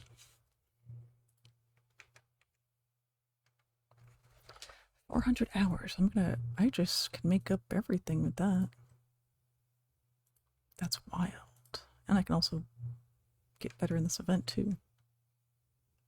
Okay, I'm almost to where I can make more of these guys. Oh, not the research lab. I need to get this done too. Oh, it's gonna be a problem. I probably shouldn't have done this yet. It's too late. What else do I have? Okay, don't use that yet.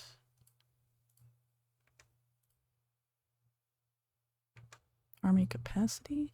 I don't need that. Army attack, I'll use that when I need to. And defense, I have a couple hundred to spend on that. Okay, we are definitely committed now.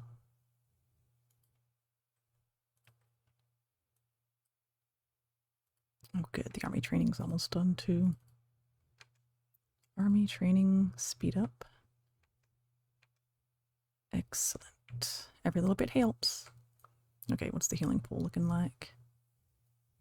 3,000. Okay, so no more healing until that happens. I wish I could undowngrade it. Mistakes were made. Because I need to use this one, which makes it free, apparently.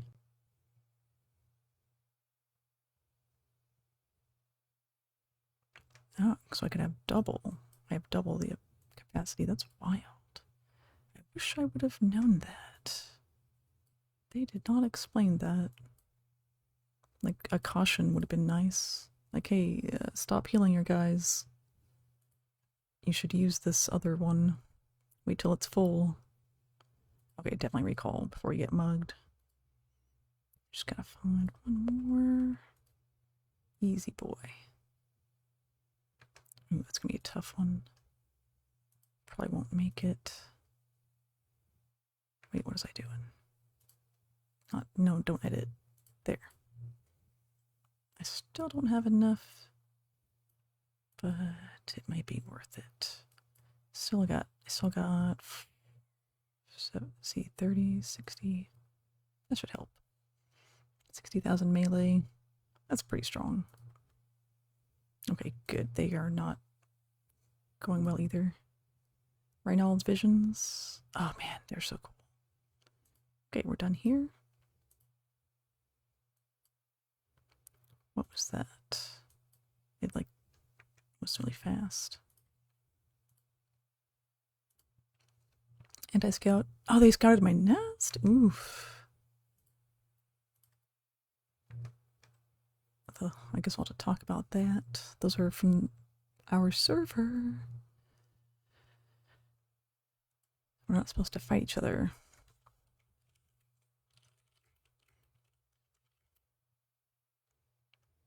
Ruh-roh. Oh, they're coming. I hit was anti. He's gonna. Oh, Hot's gonna try it too. I promise we're squishy. You don't take my word for it. Now they're gonna be like, is she joking? Oh, they will never know. We're pretty squishy. But it'll be worth it, right? If I get to the bottom of this points thing. That's a lot of resources. And the gems would be nice. And see, we might be able to kill some more.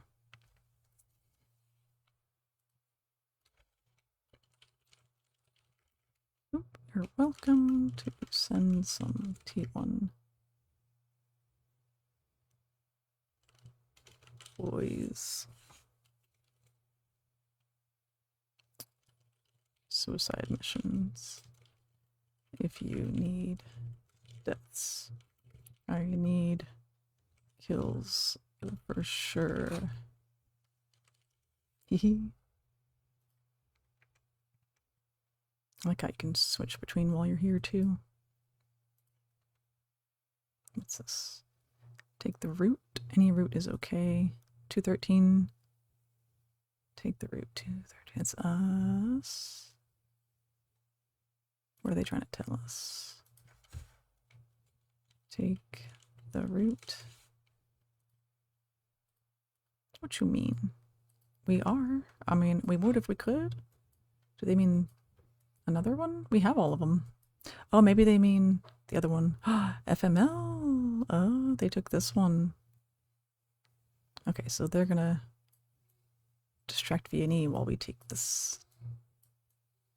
And V&E keeps the stump. That's all that matters. I just want my time in so I can get those nice rewards. It's quiet now. PR, yes. Teleport over and join us, or you can send your ants. You should have time to join us if nothing changes.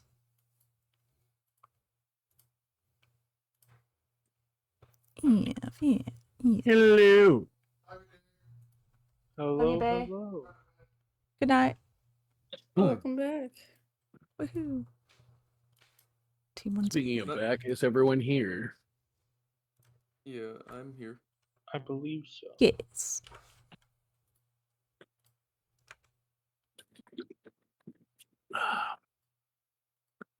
Is Shadow also here?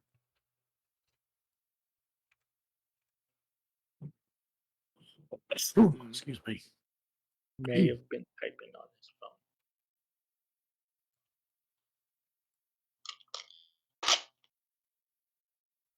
phone. I can tell you if he is wherever his microphone is, it's muted. Yeah.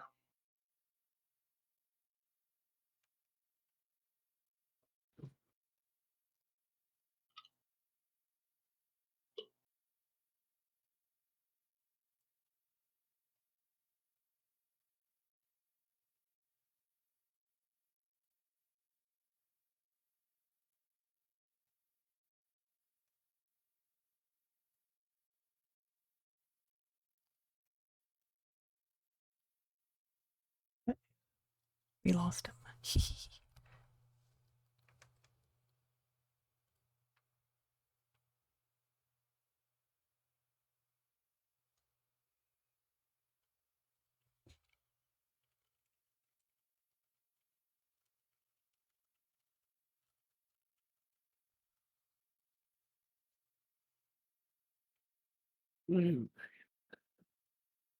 Once I get confirmation of Shadow's return, we'll start back up. He just got back. Lovely. Are you back enough to at least hear me? You don't need to talk right now necessarily, but can you hear? Oh, me? Hi. Excellent. For those of you who have been with us for the entire session, welcome back. For those of you watching through my episodic version on YouTube, welcome to the next episode. Picking up where we left off, you all just met another famous face. AMAYAAAAA, head of the Church of Fandari.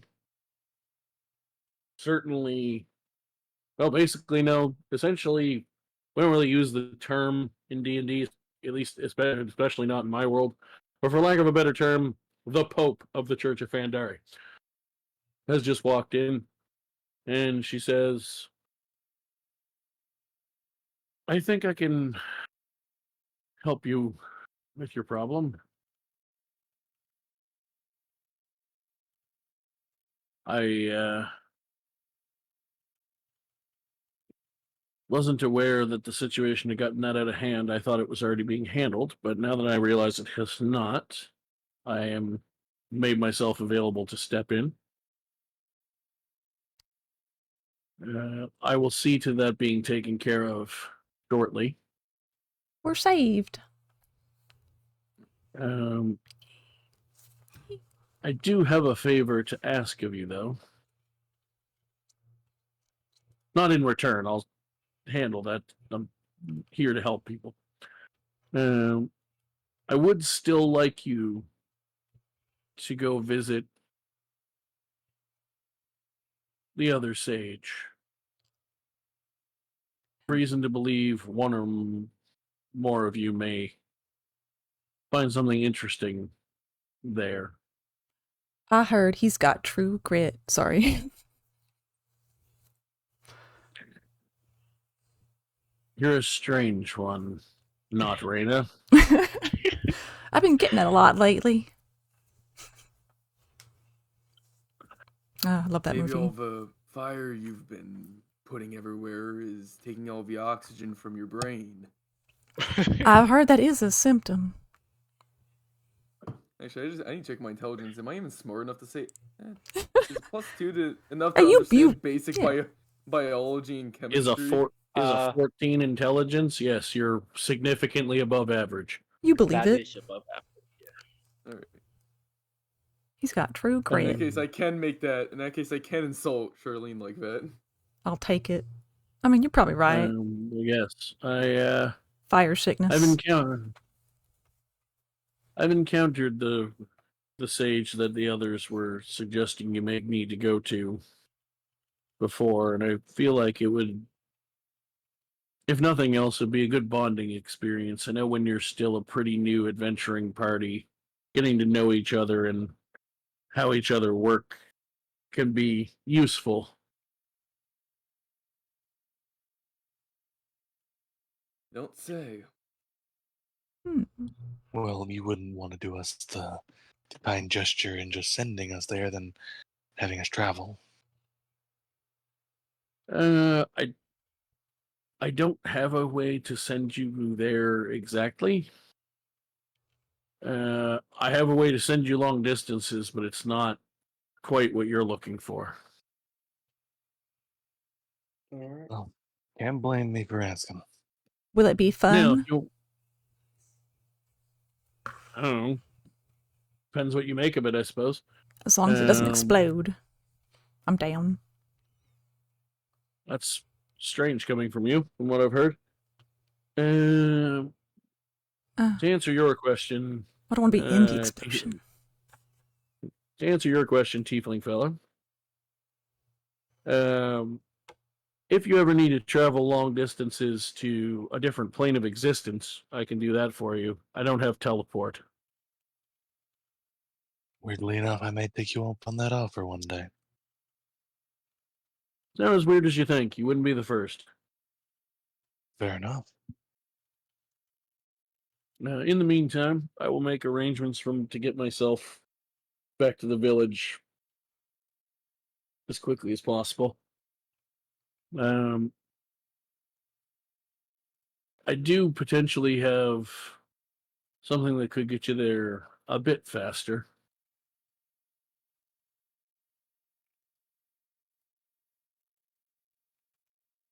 And she reaches into like a pocket of her robes and hands you all boarding passes for a very specific airship. Reynold's just gonna mutter to himself, "Here we go again." Yeah, this went well last time. Mm-hmm. It doesn't have to go and try again.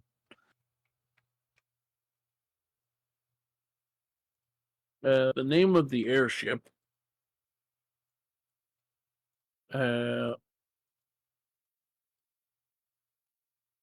does anyone here speak Celestial? Maybe one day. The one time I don't take Celestial. That's one of the things I was gonna pick, but nope. Reynold, I assume you believe you told me you don't. No, I don't. but Steve. I will. Steve You are does muted. not. Okay. Steve has common and Elvis. Robo, the player, must have given me some of her sleepiness because even I'm not thinking straight. It happens. It's funny that I don't speak Celestial when my patron is a Celestial. Yeah, I mean, you probably picked up a few words, phrases. You can tell what I will say for you, since you are a Celestial Warlock.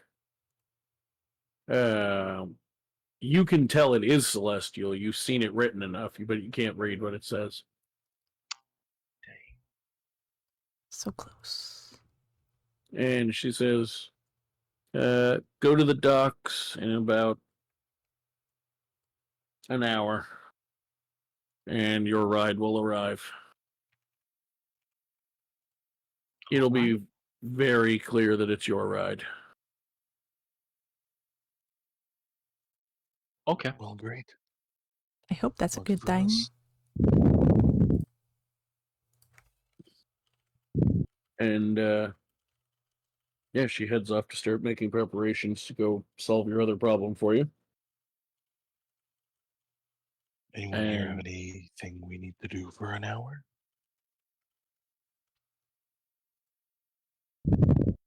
Great, no. We'll just sit here. No. I mean, I can think of some things. Uh-oh, it's the old Reyna. Come on, Yeah, down. I know. It's creeping back up. Nice. you suddenly see ashes in the shape of an elven woman blow by. Bow chicka. No. Yeah, after the hour passes, you head down to the docks, and your ride arrives.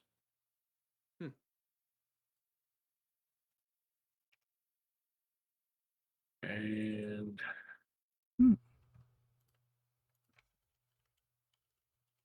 take a look like a this. It is not an airship. Oh. Oh. It's better. Is it a boat? Oh. Oh. I know it. It's good to have big That's a friends in big very places. unique airship. And they just call it a ship. massive dragon just looks down at you and goes, "Tickets, please." I'll I hand show my my boarding ticket. pass. This is normal. All right. Okay, we got Reynold, yeah. Steve, yeah. Xavier, okay. Luke, Charlene. There was a 6th ticket available. I guess that person couldn't make it. That's all right. I wonder who it was. Yeah, and you are flown to the top of the mountain. It still takes a day or two. It is still a trek, but it's all in the air, so it's a lot safer. Considering this dragon is about twice the size of the one that attacked your airship, nothing you. I feel better now. And as you arrive, and there's a plateau area where it lands, introduces the dragon, says his name's Caladrin. And That's a nice name. says the person that you are looking for is about a mile that way. I would have landed you closer, but it's wide enough to walk, but it's a little narrow for me.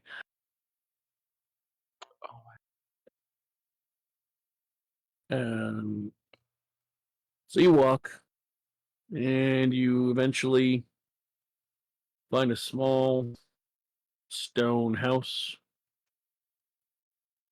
As you're walking away from the dragon, it goes, "Aren't you the idiot that jumped off the airship?"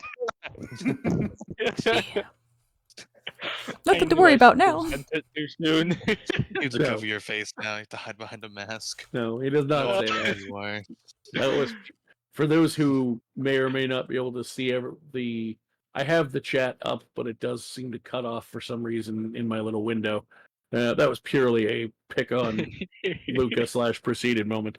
He did not, in fact, say that. But yeah, you arrive at a small sort of stone and wood, sort of half and half house. And emblazoned on the door is a big metal like door knocker, really emblazoned, but on the door.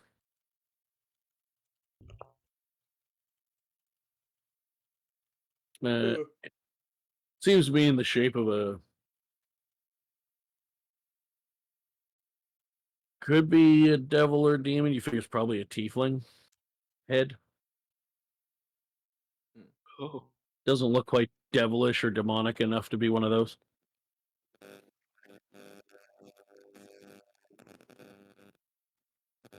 We are dealing with a sage. It doesn't look suspicious at all, does it? Like nothing's gonna spark out at us if we were to knock it? It looks purely decorative. Okay, cool. I'm knocking it. Oh, great. You just hear from inside. Huh? Who's coming to see me this ungodly hour? By the way, it's like 1 p.m. Nice. Yeah, good enough. Come on, man. It's only 1 afternoon. For those who are bad with their AM PMs, Get that's your 1 in the shit somewhere. afternoon. Does someone wish to answer? I'm just gonna say, people in need. Do you have some time? Yeah, give me a second. I get pants. Pants are important. Takes probably 5 or so minutes. You hear some clanging and sounds like somebody with a hangover and possibly still a little tipsy trying to function with no like coffee or hangover cure. Eventually the door opens. You don't see anyone immediately. But you do hear a voice from inside go, after a few seconds, go, you coming in or not? Because I'm perfectly happy to go back to sleep. Reynold marches in formally. Yeah, I suppose I'll join him.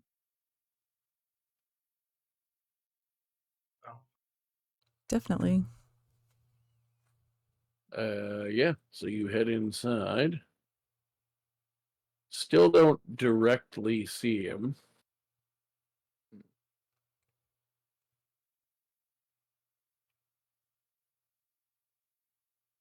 May I roll perception? Sure.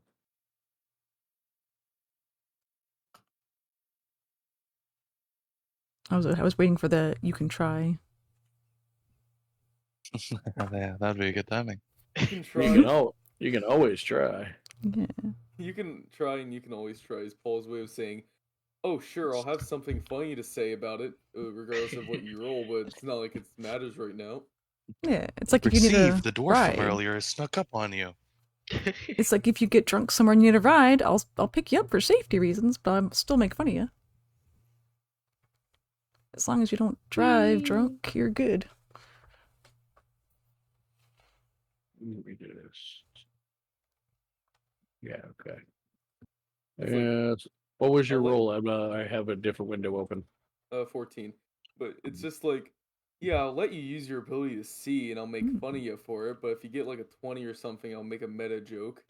Nice. And we'll love it.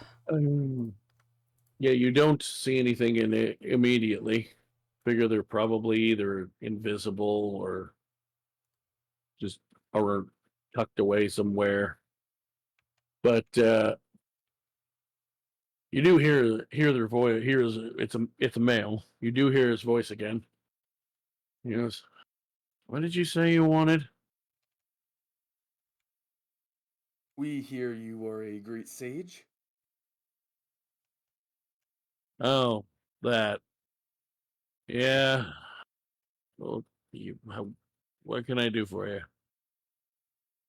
There is a village that has some sort of mystic complication going on. Livestock dying, farms things dying, you get it. The priest told me she was handling that. What do you want? She told us to come. What'd you say, proceed? She told us to come find you. Well, yeah, besides that, she told us to come find you. Did she give any indication as to why? If she's already handling the thing, I don't know what you need me for. Said one of us might know you, or something of the such. It's almost like, even though for at this point, you're pretty sure they're invisible. You can almost hear the wheels in their head turning, and they're eyeing you all. And they're just like, wait a minute.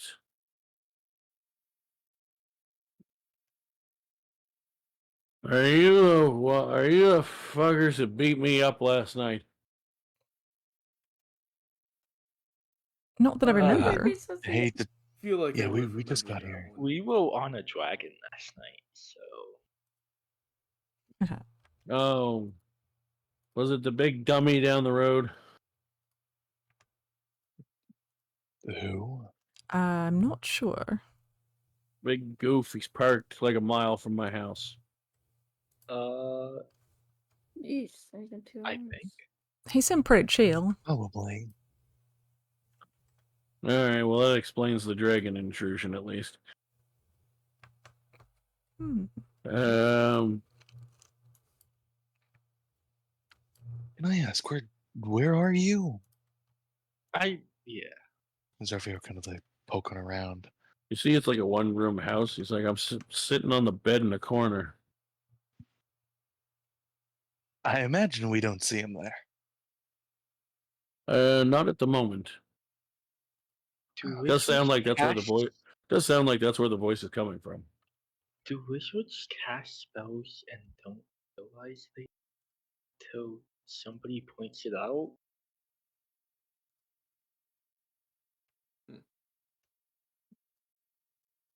Why do you all look weird?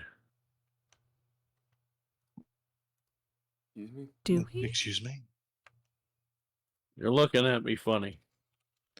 Yeah, because you weren't there. We can't really see you, Cohen. Oh, right. I couldn't find pants. I didn't want to meet somebody with my dick hanging out. Good judgment. No, I don't blame you. Fail.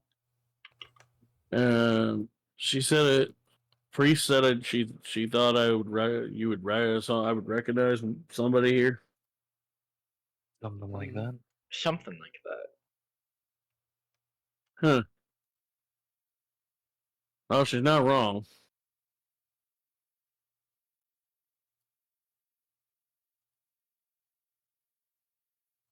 Do go Care on. to elaborate?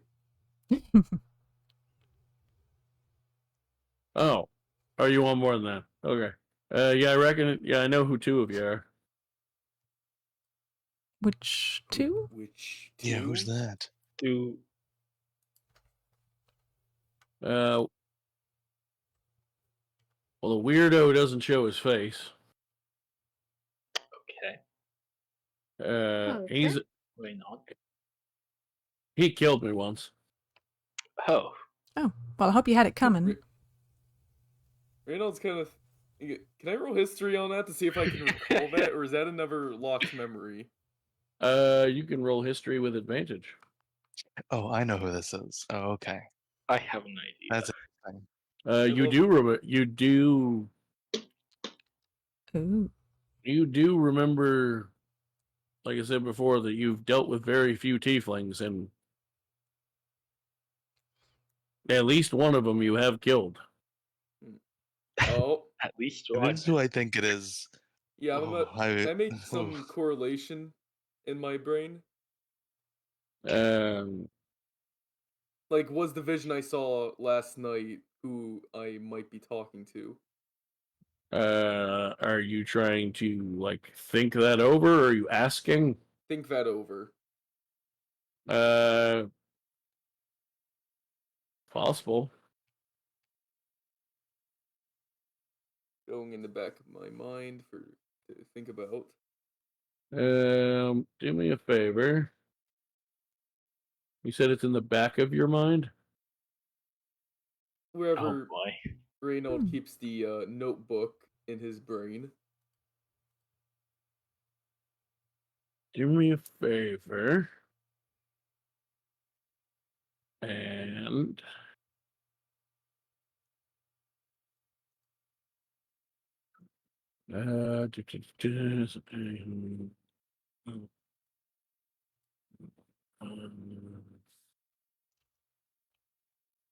make me a wisdom saving throw. Ah, nice. I love those. Dirty 20. You can feel someone's trying to probe into your mind.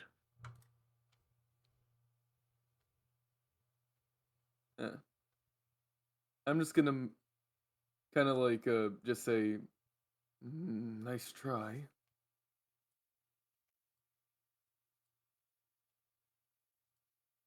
Just kind of mutter it to myself because you say that like I would have noticed. Oh no, you are very aware. As a matter of fact, if I read the spell right, either way, yeah, you know that it was the invisible person. Yeah. Also, they're no longer invisible because they were using base level invisibility. Mm-hmm. They have a blanket on, right? Something to cover. They actually have clothes on.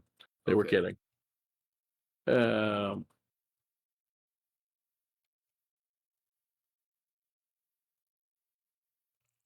And they look like that, more or less. Oh, a friendly sort. I see. And looking at the shape of the body and whatnot compared to sort of the shadow, and also the matching eye color to the like holographic kind of imagery made out last night, you're pretty sure this was the same person who scryed on you. Nice. I'm gonna kind of point at him and say, "You were watching me."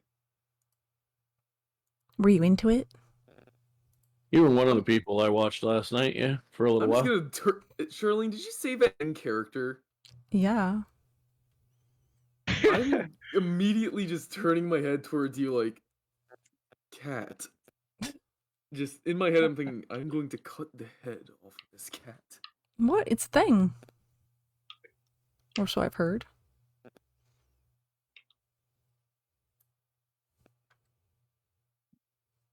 He's rather easy on the eyes. I can imagine. I'm assuming the other person they know is me. Can I imagine I recognize them, or is They seem familiar,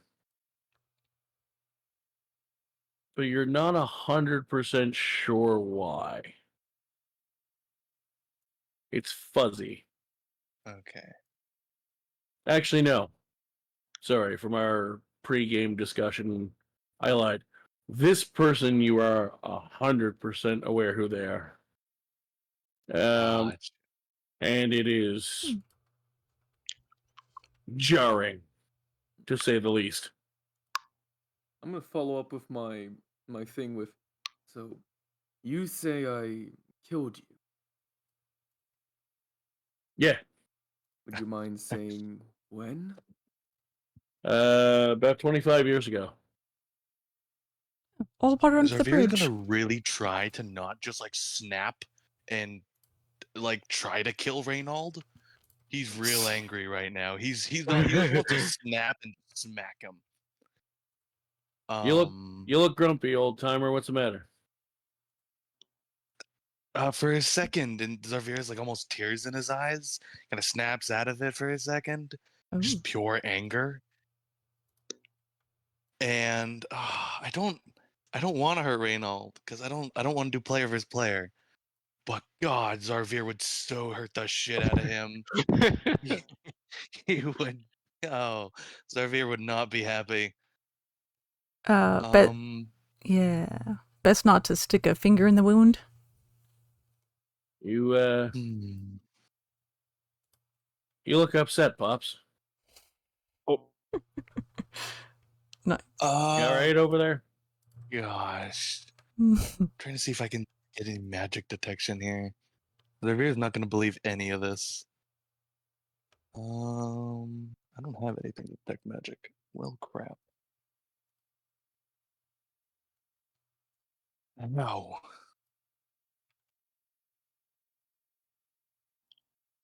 Not quite the greeting I was hoping for, but all right. I guess I'll take it. How? That's more what I'm worried of right now. 25 years. Shut up. Don't want to hear it from you. Don't even think Ooh. about it. Are I'm you just gonna still look Are you really still holding that grudge? Why? Do you know what happened to me after that? Yeah, It's I do. miserable. I was there. You were? Yeah, I died. You brought me back to life. They killed me again. I was there. Well, I mean, after that. Oh, the whole melty thing? Yeah, that was weird. After that, the years to come. It was. I couldn't really track you after that. I'm not sure what How did you come back? magic? How does anyone come back? Who? How? And he just um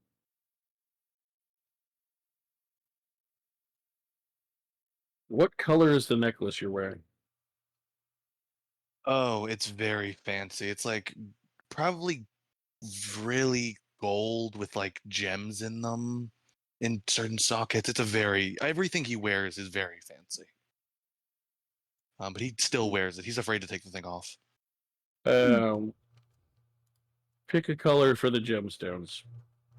We'll say purple. Cool. He's wearing a matching one that's blue. Great. He kind of looks at him, kind of like scans them up and down. You made a deal then? Is that what happened? Got caught up with whatever this bullshit patron is? Well, mine's a little different than yours, but yeah, kind of. Ah, jeez. How different? Well, for one thing, I can still get drunk. Yeah, well, I guess I'm not missing that much out. I have things to do. Yeah, me too. I gave up looking for you after about 20 years, and then I moved up here. Didn't even know to look for you. Yeah, that would be hard. So what? In Xarvir, like the real father he is, Xarvir's a shit father. He does care about his children, his child, but he's shit as being a father. Father?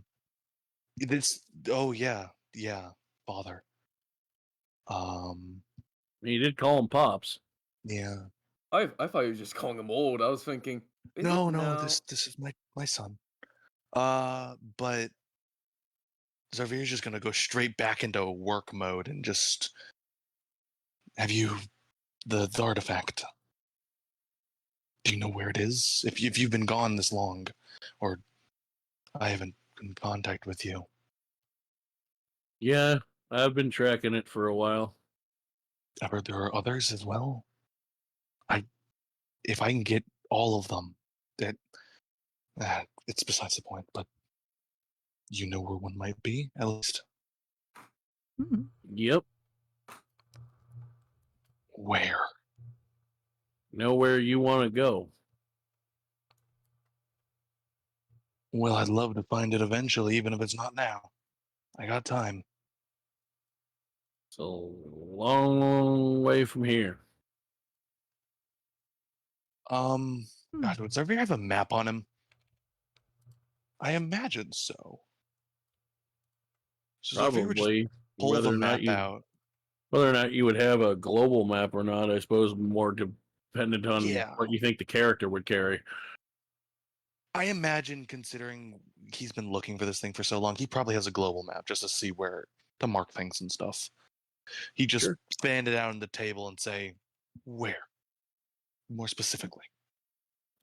He points at the bottom right corner of the map on the primarily dwarf kingdom to the far southeast. And you only Basically know of one of them? diagonally across the map. You only know of one. Yeah, I heard the rumors that there might be more than one. I think it was just multiple people seeing the same one myself, but if there really is more than one, I ain't found it. That's good to know, at least. Okay, that's the place to start. I need to go there and... okay. What have you done all this time? Just sat in this shack? No. I was trying to finish your work. I mean, it was more important to you than me, so figured it was worth finishing. That... Xavier, like, stumble over his words. And... He'd kind of, like, glare a little bit at Reynold and be... Do you know any more about who did all this? Well, started it all?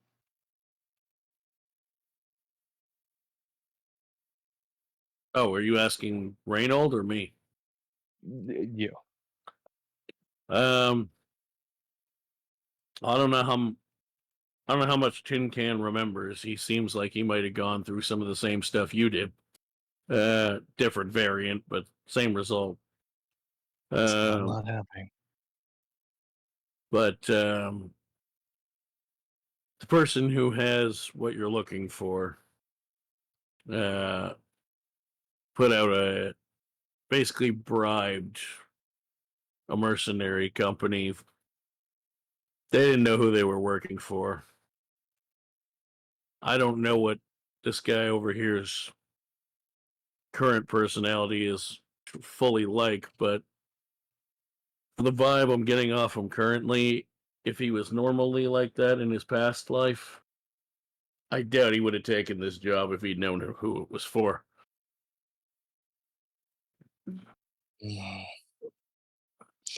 Who was it for?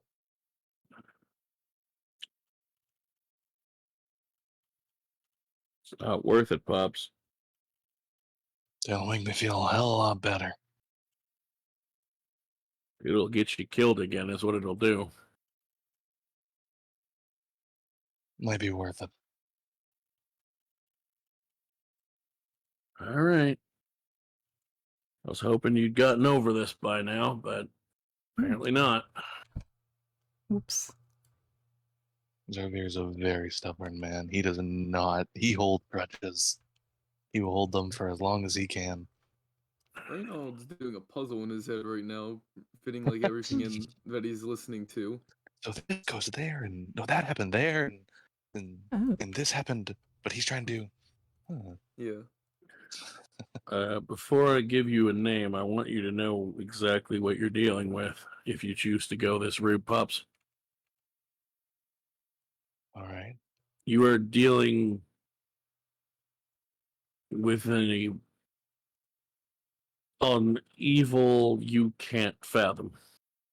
Everything you think you feel about Amnesia Boy over here, yeah. There are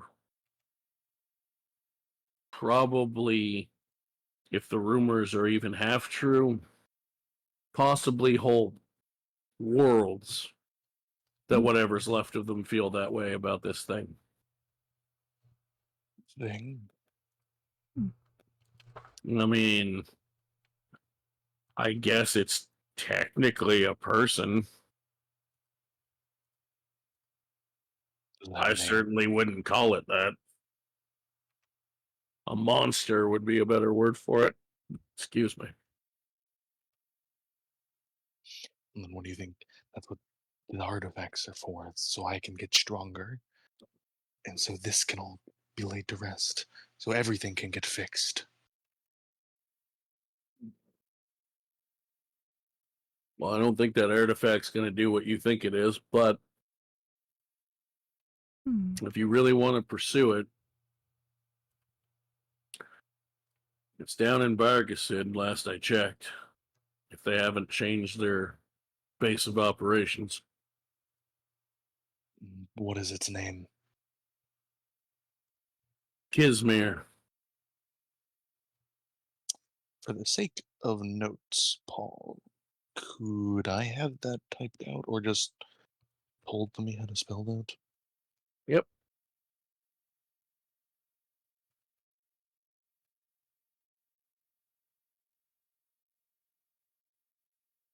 Kismir. Thank you. And before I forget, add to notes. Killed Zarvir's on. Cool. Don't know if it has a full name or not. That's what I heard people referring to it as. This thing is a world destroyer? Some unfathomable force? And it wants what? It wanted us dead or wanted the artifact? I assume it's an artifact collector, since that ain't the only potent thing I've seen it with, or heard of it having. Heard it's got a pretty fascinating sword, too. Oh. Weirdly, it doesn't actually use it as a weapon. Seems to just be a keepsake for it, a trophy. So it's a trophy hunter. And a people hunter, yeah. Oh, yay. You will obviously help me kill this thing, I presume. You can find a way to get us both strong enough to put up a fight against it, I'll consider it. That's all I ask for. I don't care how long it takes. I can't fight this thing now, but I just need more. All I can tell you from the bit of whispers I was able to get, most people are afraid to even say the damn name. Spooky. But those who know and are willing to at least hush hush talk a little. Yeah, you definitely don't want to fight that thing anytime soon. Apparently nobody that's gone in has come out. Except for one. Oh. Well, no one really knows if they survived or not, but the last time she, as she calls herself, left long enough for someone to sneak in and try to pillage treasures. I guess one small group managed to sneak in and out, trying to treasure hunt before they realized what it was. And it was more of a treasure hunter / search party. And they were told who to look for, and there was one body missing when they found them.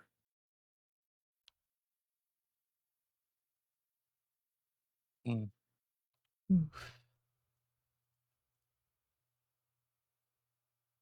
Well, lucky But for us.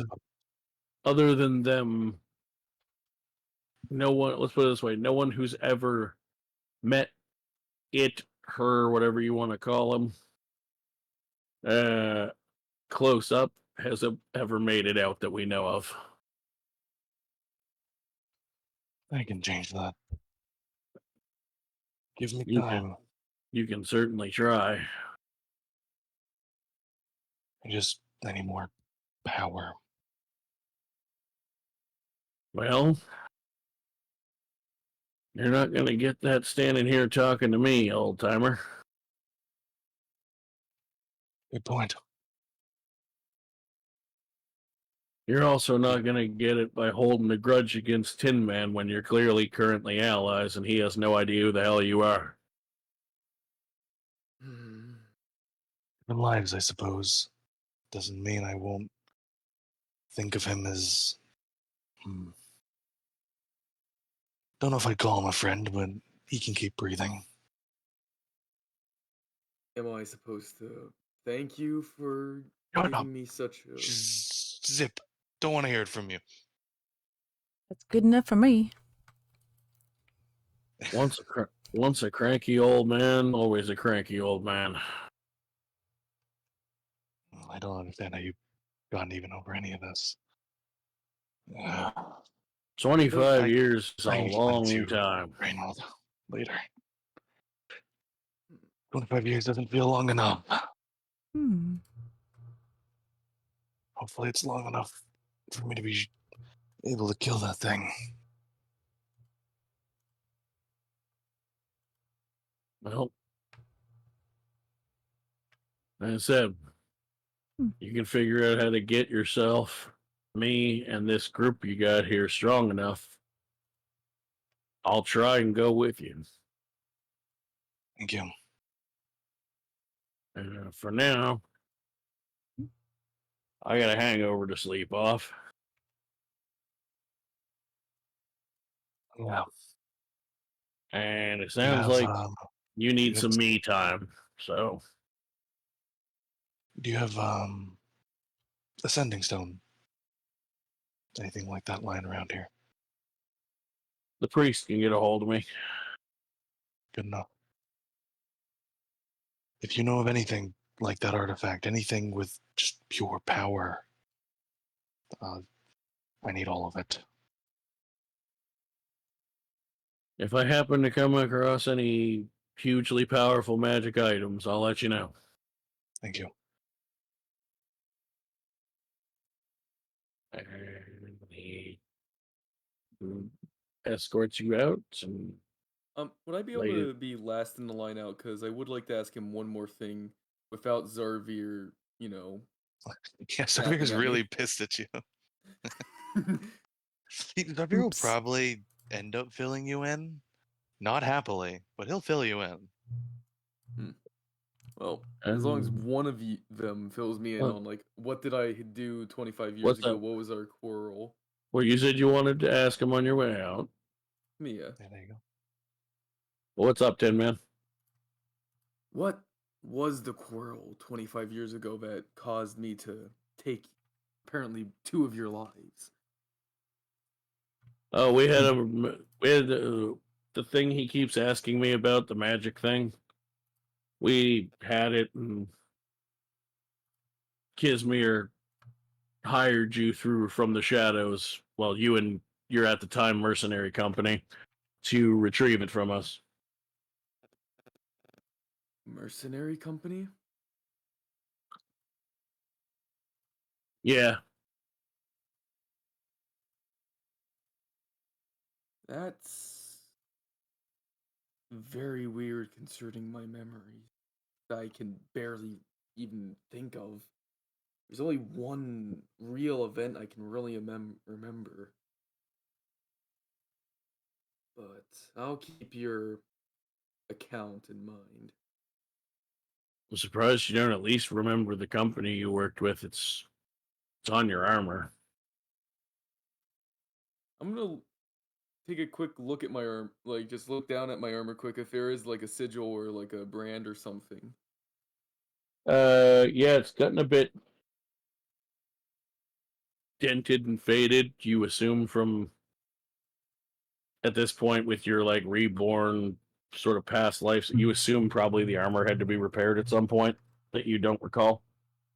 But you can just faintly make out it's not a patch because you're wearing metal armor. It's Mhm. etched in. Etched into the left shoulder. You can still make out the shape. The paint's chipped. The sort of like paint that was used to fill in the design has mostly chipped away. A red wolf. Hmm.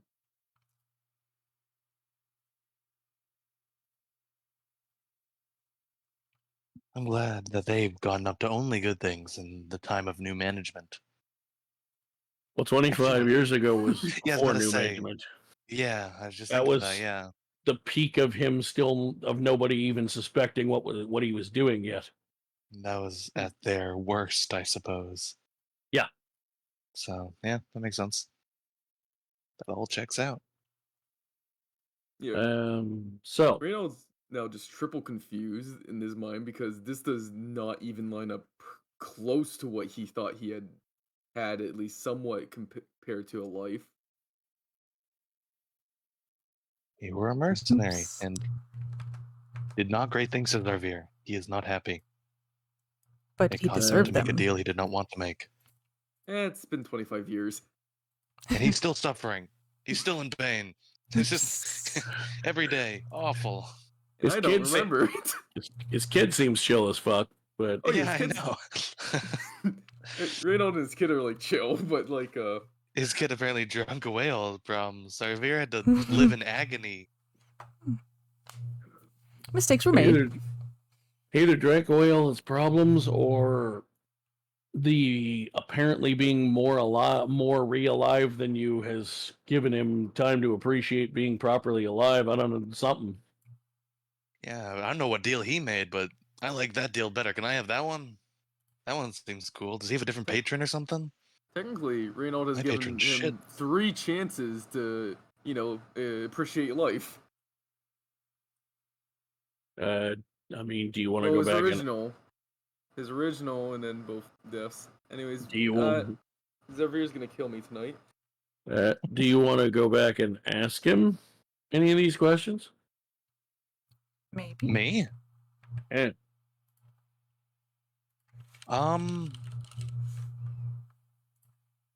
I guess. Like, probably as he's popping out the door, Xavier probably say something like, "You seem to have gone much better than I did. How?" Well, I don't know what the hell talked to you, but the thing that talked to me was pretty all right. Oh, well, I guess that's the way I'd rather have it then. Don't want you going through all this.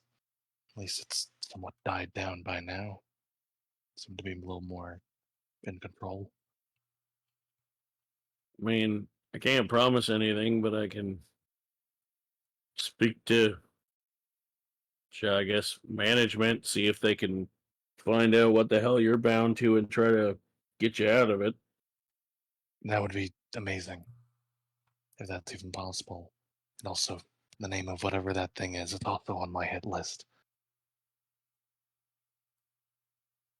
Well, I'll try and track them both down for you and see what I can find out. Thank you so much. This is more information than I've gotten in the past 20 or so years. And, well, a lot of Hey, Paul. good news. Oh, sorry. My brain actually just didn't cut you off. Sorry. Yeah, so you guys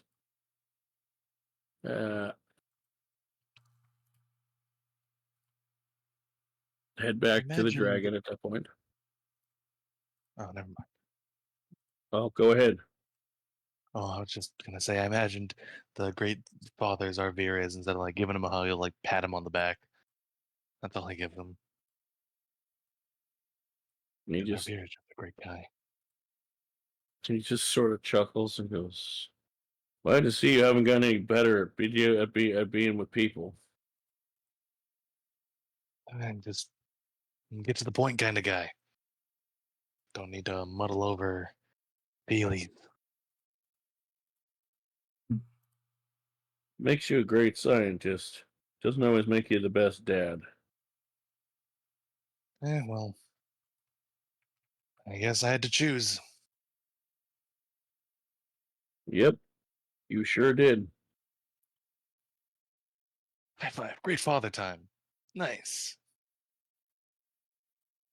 At that point, you do see not monotonous vibes from him for the first time.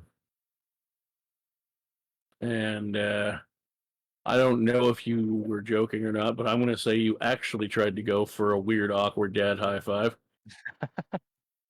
And for the first time, you see not life in the sense of like living or dead, but like emotional life in the kid's face. He looks about as old as you now, by the way. Oh, yeah, I guess I have an age. And when you sort of crack your half joke, half awkward dad, it seems to finally trigger a response in him. And he proceeds to swiftly kick you in the balls. Totally they're fair. like son. You sound like Does It's like- Xavier doesn't know how to be a crumple dad. to the ground from that, or Oh, totally. I mean, reborn while Xavier they're just drops dead. not quite alive or dead. They're, for the purposes of feeling pain, very much alive. Oh, yeah. Xavier definitely falls over. does Xavier need me to, carry him after that one? He wouldn't accept it. He'd rather crawl his way there. To me, We're that gonna sounds be here like for a grab him while. by the leg and drag him. He'll live. Yeah. Xavier's great with Just talking to don't drop normal him off. people, but gosh, he sucks at being a father. Xavier is so intentionally an awful father. I mean, in fairness, it is a really weird situation, and when it was just awkward dad and kid moment, he seemed to be willing to let it slide. But then you almost tried to get in your awkwardness too friendly in a way that's unusual, both for the situation and for you not really knowing how to be a dad. And he just kind of snapped and was like, all right, I've dealt with this up to this point, but you're getting on my nerves now and I'm hungover. Get out. Yeah, that's totally a fair reaction. With that, the dragon takes you all back to the hotel. Well, to the docks anyway. And when you get back to the inn, the bartender has got a note for you. A couple of them, actually. As I yawn and stretch before we wrap up. The first note is from Amaya, just basically saying, hey, it's been handled. Sorry I didn't step in sooner, but I was under the impression it was already handled. And let me know if there's anything I can do. I can't promise anything because it's hard for me to leave the city, but I will do my best to try and help where I can, at least with some info or any of that kind of thing. And the other note,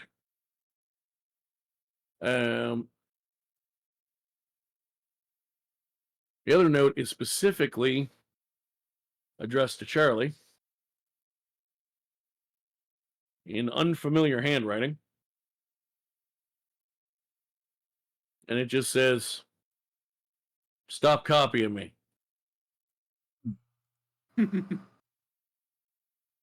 I wonder who that could be.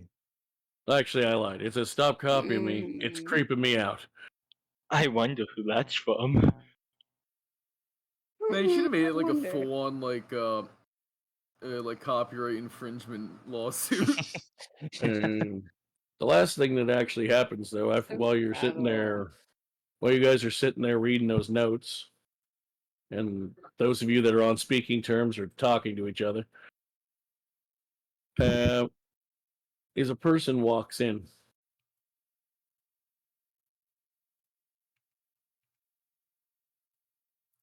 And this is a person that none of you recognize. The person in question, I will show you all what they look like.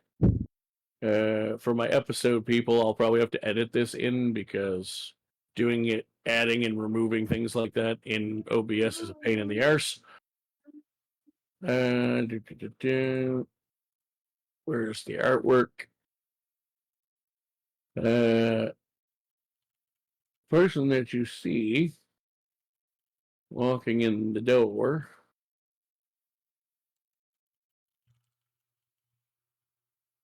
It's not my microwave. looks like. Where did my art go? Might have saved it in a different spot than I originally planned.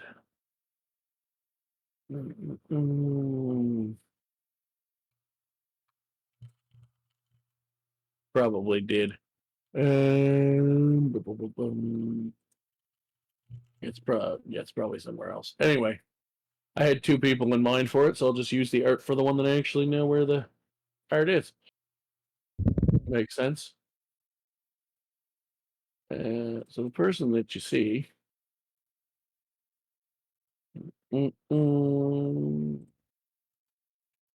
look like this.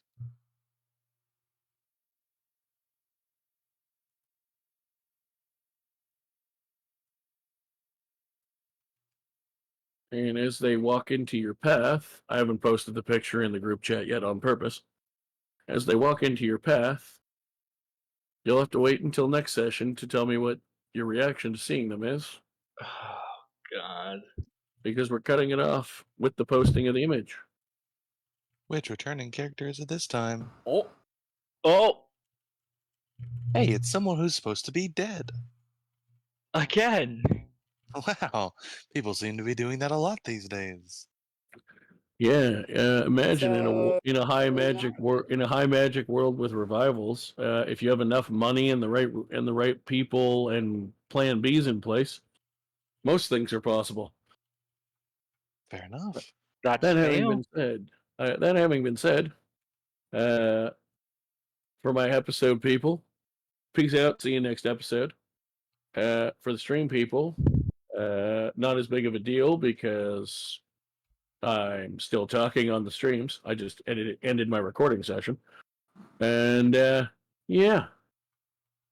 Quite frankly, some of this I had roughly planned earlier tonight, some of it I didn't. But basically I just decided, you know what? Fucking nostalgia. Go. It was a very nostalgia Yeah. episode, yeah. Yeah. My best favorite. nightmare. The funny thing is, almost none of the nostalgia elements were planned. Fun. The only thing that Nice. kind of would be in character nostalgic that was planned,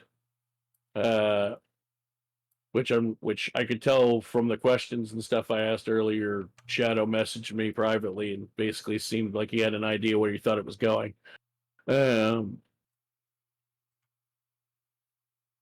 But that part was intended. Everything else I just pulled out of my ass and was like, they're looking for another sage. I don't want them to go on a 17 fucking session fight to find one. So Amaya will step in and go, I'm really busy, but now that I know the person below me who's supposed to deal with this can't, I'll go take care of it. But I still want you to go up the mountain because that's where the person I want you to find is. So I could have just made you do it that way, but I was like, it's just more entertaining. That's true. Just threw nostalgia at the wall, and it all stuck. I got reactions to everything I wanted reactions to. It works for me. Excellent. Now or Xavier has another lifelong enemy. Mummy's back. And Reynold has another lifelong question. Short of it all, we had something you were hired to take it, and you killed us. It was not fun. We did not enjoy it. I had Hey, to make a deal to come back. I didn't even know I was in a mercenary company. Well, now you do. The more you know. The more you know. Exactly. You learned a part about yourself, and I learned that I hate you. It all works out. No, I'm sure. Considering this party's sticking together, that character building will happen, and Zarvi will realize, "Hey, you're not such a bad guy." Anymore. Yeah, I only killed your son And then twice. friendship. It's exactly. You only killed me once. Hey, We can make that up. It's fine. maybe something will happen to you that will forcibly change your personality. True. Yeah. Plus, Possession. I don't know. Yeah, maybe. Or maybe Zarvi will just die permanently. Is it Then that'll solve it all. really possession when? Never mind. Oh, story plot hinting. Anyway, yeah, I figured I'd just throw a bunch of the nostalgia that wasn't Melphis specific out there tonight. That way, I can eventually throw some at Melphis later. Nice. You mean write down so you can pretend that you can throw it at Melphis, knowing that they're probably not gonna. What do you mean? Seriously, when Melphis was the joins last- every session. Oh, so, yeah, my Yeah, bad. he's right here. I forgot. Melphis was just sleeping. Sorry, I It's didn't see you there. okay. Melphis, I Yeah. didn't see you there. Sorry about that. I mean, while it can still be frustrating at times, in Melphis's defense, he said starting during summer months was a bad idea if I expected him to show up. Okay. I actually don't remember that. Yeah, that's Melphis. He did say that. To be fair, I bet you Melphis probably during any month between like January and December is probably bad for him. So Any month over